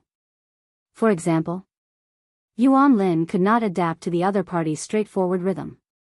He could only bite the bullet and said, "The Prime Minister hopes that Your Highness can participate in the decisive battle in Beihai. At least for now, he has the same position as you. If you can make Emperor Dong's palace disappear, the Prime Minister is willing to give you a reward that you can't refuse." Li Kuangtu snorted softly and said calmly, "Be more detailed." "As long as Emperor Dong's palace and the Wang family of Beihai disappear, he can decide to give a part of the core industry of the Wang family of Beihai to the Purgatory of Heaven capital. At the same time, he will officially accept the Purgatory of Heaven capital back into Zhongzhou state and be responsible for the development of Tiannan." Yuan Lin took a deep breath and said calmly, "That is to say, if you can satisfy the Prime Minister, the Prime Minister will definitely satisfy you. In the absence of Emperor Dong's palace, Tiannan, including Xianyuan City, will belong to the Purgatory of Heaven capital in the future." "That sounds pretty good," Li Kuangtu said lightly. Yuan Lin took a puff of his cigar. In the light smoke, his voice was a little low. "The Prime Minister can do that." Li Kuangtu did not comment. Now, Chen Fangqing's promise was undoubtedly a bit funny. However, if Emperor Dong's palace and the Wang family of Beihai disappeared, Chen Fangqing could indeed do that. Cooperating with Chen Fangqing meant joining the alliance of His Majesty in front of him. Li Kuangtu quickly thought about the pros and cons. He suddenly looked at His Majesty in front of him and asked, "Do you have anything to say?" "I only have one question." His Majesty said with a smile, "Now the whole dark world thinks that Li Tianlan will become the new chosen one. Your Highness, have you really seen or understood the ultimate state of the chosen one?" "The ultimate state of the chosen one." Li Kuangtu's pupils shrank slightly. Before he could speak, His Majesty had laughed. "You don't want to see it." He smiled and said, "I can guarantee that. So, this is the reason for our cooperation this time. Divine Emperor of Nine Heavens."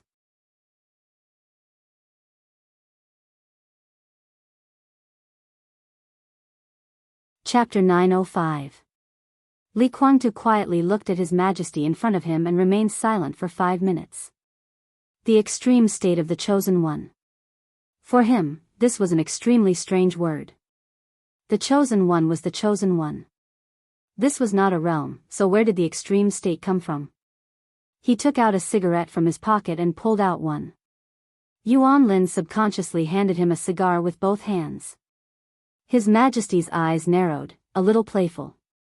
Yuan Lin might not realize anything, or he didn't understand, but His Majesty knew very well that the Li Kuangtu in front of him was a projection of sword energy, just like him at this time.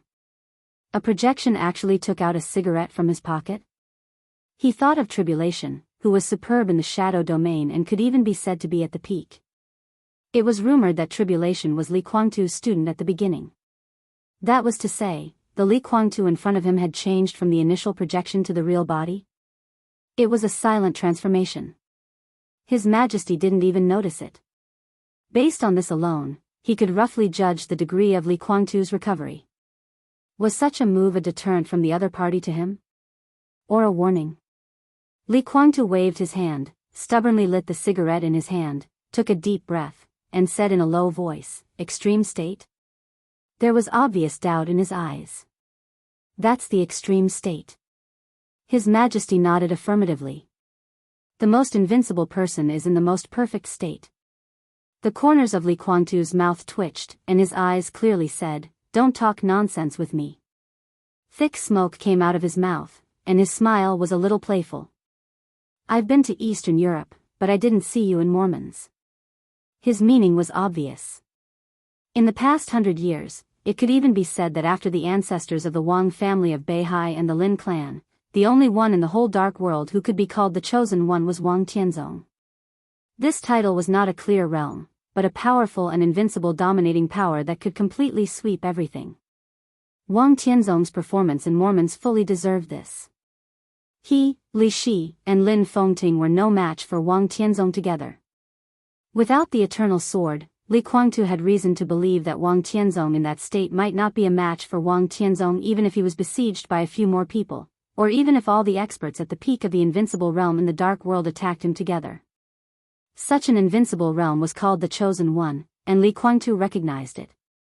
He had seen, faced, and battled the so-called geniuses. And this so-called His Majesty didn't even appear on the battlefield, yet he was talking to him about the extreme state of the heavens' favorites. How ridiculous was that? His Majesty looked at Li Guangtu and said with a smile, "I didn't go to Mormons." Li Guangtu narrowed his eyes. He didn't know if the other party was telling the truth or not. He just said casually, "So? It's not important." His Majesty shook his head. "You and I both believe that as long as there is enough time, Li Tianlan will reach Wang Tianzong's state sooner or later. I don't know how much confidence you have in continuing to break through, but for me, the possibility of me reaching that level is not high. To say the least, even if I can reach that level, Wang Tianzong was far from reaching the limit of the Chosen One at that time. His strength may be enough, but his ruling power is far from enough." Li Guangtu chuckled and said with a faint smile, "Then tell me, what do you think the limit state is? Or, where have you seen it before?" His voice was cold. At this moment, he really felt that he had been ridiculed. In Mormons, he and Lin Fengting broke through to the peak of the invincible realm and entered a new level. Together with Li Shi, who was at the peak of the invincible realm, they formed the most powerful fighting combination. But the trio was easily defeated by Wang Tianzong. And such a result, in His Majesty's eyes, was Wang Tianzong not ruling enough? Did he mean that Wang Tianzong was not strong enough? Or did he mean that he, Lin Fengting, and Li Shi were too trash at that time? His Majesty seemed to realize something. After a moment of silence, he said softly, "Sorry, no matter what you think, I don't mean to ridicule you. It's just that Wang Tianzong did not reach his limit state, and I haven't seen that state with my own eyes. Otherwise, I wouldn't be alive. But I can be sure that that state exists with a high probability, especially now, it's almost 100%. To be precise, if Wang Tianzong and the Chosen One reached the so-called limit state at that time, you, Li Shi, and Lin Fengting didn't even have the chance to draw their swords. In that state, martial arts, thunder-shocking realm, invincible realm, peak of the invincible realm, or the so-called half-step Chosen One, are all meaningless. They are all ordinary people, or rather, they are all non-entities." Li Guangtu raised the corners of his mouth, and his smile became more and more obvious. He nodded seriously and said sincerely, "Amazing, really amazing. You don't believe it?" In the starlight clouds, His Majesty seemed to frown. "I believe it. Let me tell you a secret. The limit state can also be surpassed. The Chosen One who surpasses the limit state can topple mountains and overturn seas. Do you believe it?" Li Guangtu laughed, but his voice did not contain the slightest hint of a smile. His indifferent eyes were full of disapproval. His Majesty waited until his laughter stopped, shook his head, and said lightly, "The 13th floor." Li Guangtu was stunned. His Majesty sneered. "Isn't the sword in the desert enough to explain the problem? That sword penetrated a distance of tens of thousands of meters in 1 second, no, in half a second. The air combat team, the armored core, the invincible realm, the murderous weapon, nothing could stop it. The 13th floor is a sword formation, and Xianyuan Feng is a murderous weapon. The murderous weapon is alive, yes, but without Li Tianlan's sword intent and sword energy, do you think Xianyuan Feng can do this? Well, even if this doesn't explain anything, what about Mormon's sword? The master of Samsara Palace is at the peak of the invincible realm. Xianyuan Feng only had the eternal sword in her hands, which directly ended Wang Tianzong. Doesn't this explain the problem? What realm is Li Tianlan in now? What realm is the master of Samsara Palace? Why don't you think about it? If Xianyuan Feng in his heyday was in your hands, how much power could he exert? If Wang Tianzong didn't have the coldness of 9 states in his hands at that time, but Xianyuan Feng, what state would he be in? Li Guangtu suddenly fell silent. His face became extremely gloomy in an instant. This question, he really didn't seem to think about it. Mormon's eternal sword ended Wang Tianzong and also led to the death of the master of Samsara Palace. Everyone thought that it was the master of Samsara Palace's desperate outburst and the incredible sword formation of the 13-story tower. Almost no one thought that it was Xianyuan Feng's problem. No one mentioned this question after Wang Tianzong was ended and the master of Samsara Palace died. It wasn't until the sword appeared in the desert the day before yesterday that people realized the nature of Xianyuan Feng. But immediately after Li Tianlan left the desert, the revenge of the Wang family of Beihai and Emperor Dong's palace came roaring. When the undercurrent of Zhongzhou state was surging, Li Tianlan appeared in Sai City again. The bloody storm directly swept through the 2 legions of snow country. People didn't have time to consider the specific problem of Xianyuan Feng, until His Majesty pointed it out in front of Li Guangtu. Extreme state, Li Guangtu took a deep breath and muttered to himself. Now there are still a few murderous weapons in the dark world that haven't integrated with Xianyuan Feng, and Li Tianlan hasn't entered the invincible realm. Even so, with Xianyuan Feng in his hand, do you have the confidence to win? When he officially reaches the level of Wang Tianzong, in the peak state, with the most complete and fully charged Xianyuan Feng in his hand, that's the extreme state of the Chosen One. Do you think you have the chance to draw the sword?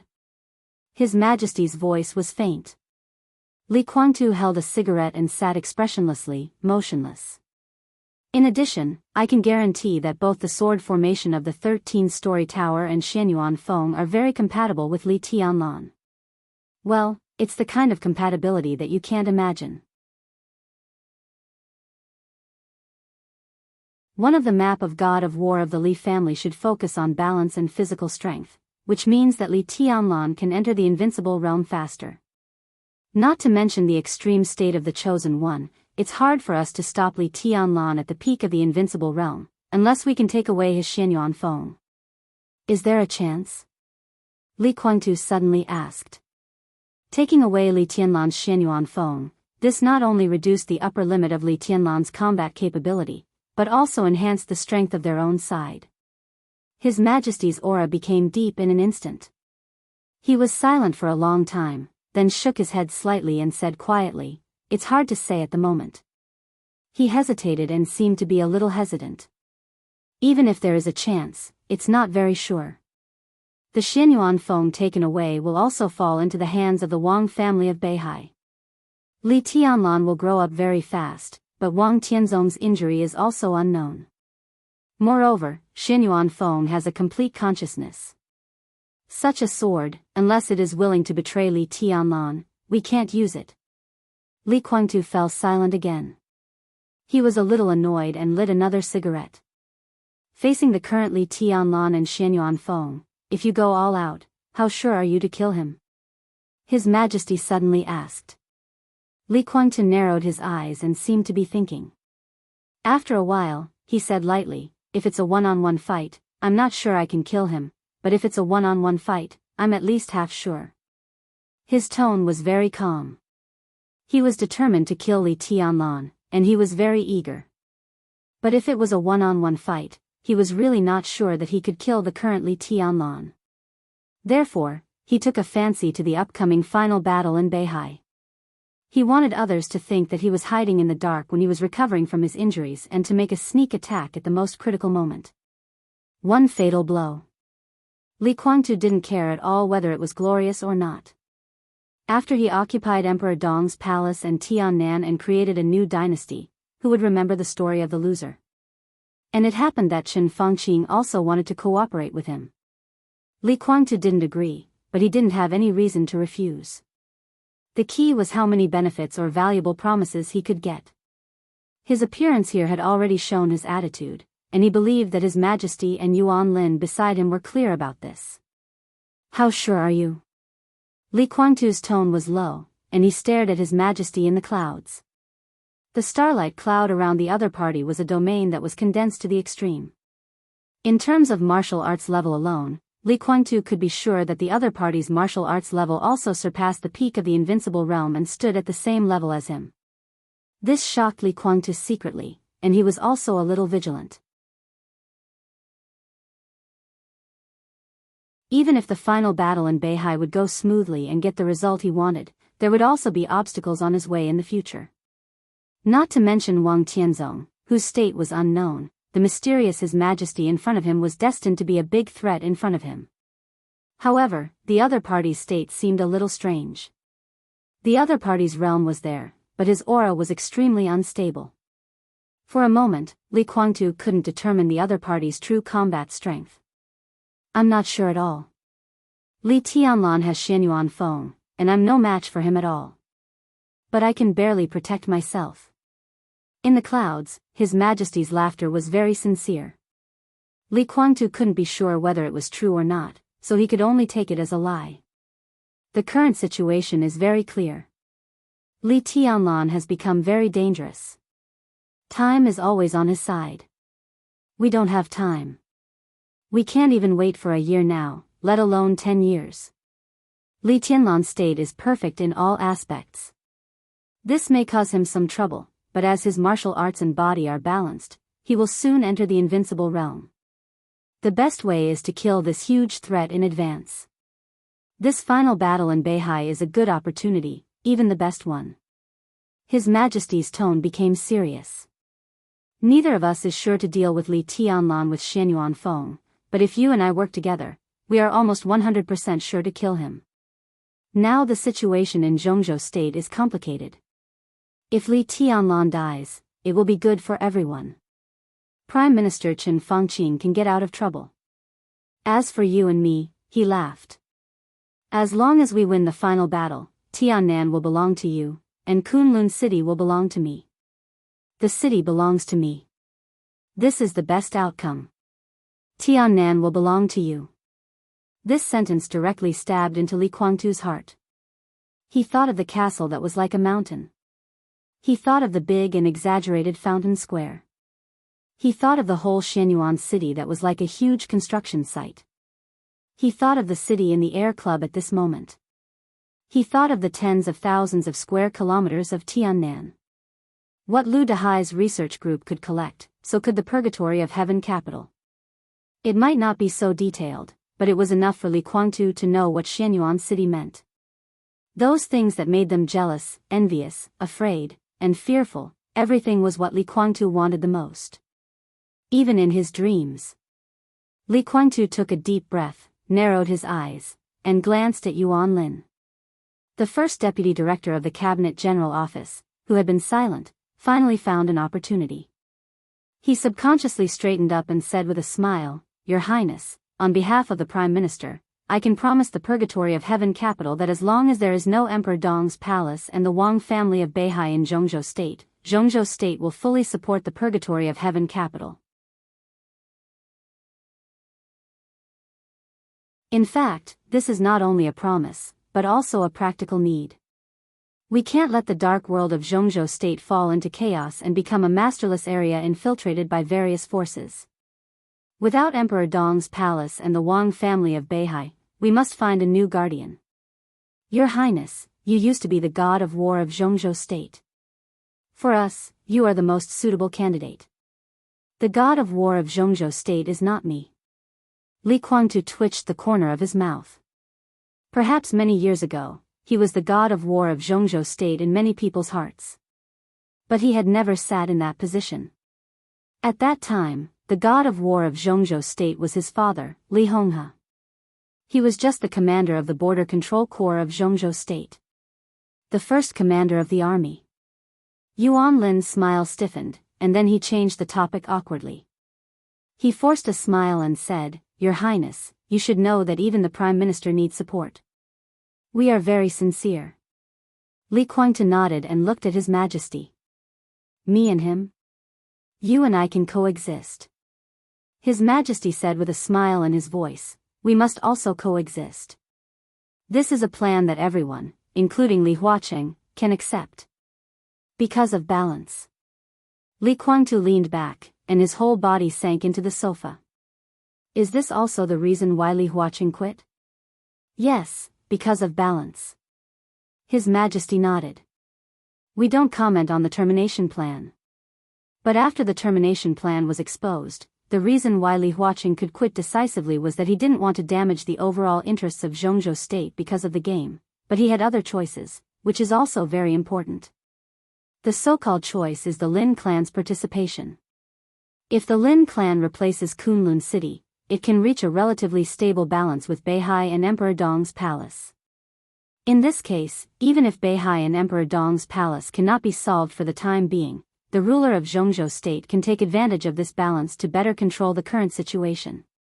If the Lin clan doesn't replace Kunlun City, then Beihai and Emperor Dong's palace may compete with each other in the future. But once their positions are threatened, they will cooperate with each other, one in the south and one in the north, to resist the pressure of Zhongzhou state. The Lin clan, which has connections with both Emperor Dong's palace and Beihai, can completely coordinate this problem with its own advantages. If not for this, even if Li Huaqing knows about the termination plan, he can only bite the bullet and go on without a way out. So in Li Huaqing's heart, neither Beihai nor Emperor Dong's palace is the most important. What matters is balance. Li Huaqing can completely accept the destruction of Emperor Dong's palace and Beihai. He is the president, and his most basic requirement is stability. If stability can make the future of Zhongzhou state better, he will definitely accept it. Your Highness, there is no grudge between you and me. If we replace Kunlun City and Emperor Dong's palace respectively, we can also reach a new balance. Compared with the uncontrollable Li Tianlan and the profound Wang family of Beihai in the future, our existence is more acceptable to Zhongzhou state. Li Guangtu was silent for a while. He looked at Yuan Lin and suddenly asked, what exactly do you need me to do? 2 aspects. Yuan Lin narrowed his eyes and chuckled. First, the Prime Minister hopes that you can transfer the elite forces of the Purgatory of Heaven capital to Beihai, go all out to win, kill Li Tianlan, and completely destroy Mount Dibing. Second, during the decisive battle in Beihai, the Prime Minister hopes that the Purgatory of Heaven capital can destroy Emperor Dong's palace and occupy Xianyuan City as soon as possible. I can go to Beihai by myself. Li Guangtu frowned. This is not a suitable choice. Yuan Lin said cautiously, Li Tianlan, Situtsanyue, Wei Kunlun, Flaming Fire, Sai City, Mount Shu, and a large number of elites of the Dark Knights. Although Emperor Dong's palace suffered heavy losses in the desert, Li Tianlan can still mobilize a lot of forces, which is not easy to deal with. His Majesty's sword chi projection shook slightly. Li Guangtu frowned and looked at Yuan Lin. Do you need me to analyze the situation in Northern Europe with you? Li Guangtu said lightly, or do you have no confidence in the Jiang family of South America and the Vatican? The forces of the Jiang family of South America and the Vatican are restraining the Dark Knights in Northern Europe, and Flaming Fire is unable to take care of them.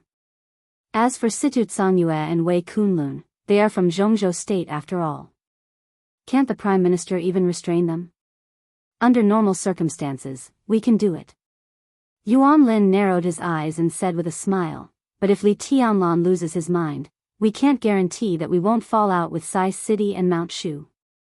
At that time, he will gather all the forces he can and kill in the decisive battle regardless of the consequences. Lose his mind? Li Guangtu subconsciously changed his posture. He leaned more comfortably on the sofa and asked slowly, why would Li Tianlan lose his mind? Because of the termination plan. Yuan Lin said quietly, now, we can't give up the termination plan. His voice was calm and cold. Wang Yuetong is about to die. You're tuning in to the Romantic Tales YouTube channel. Don't forget to subscribe and join us on this journey to catch the most captivating stories.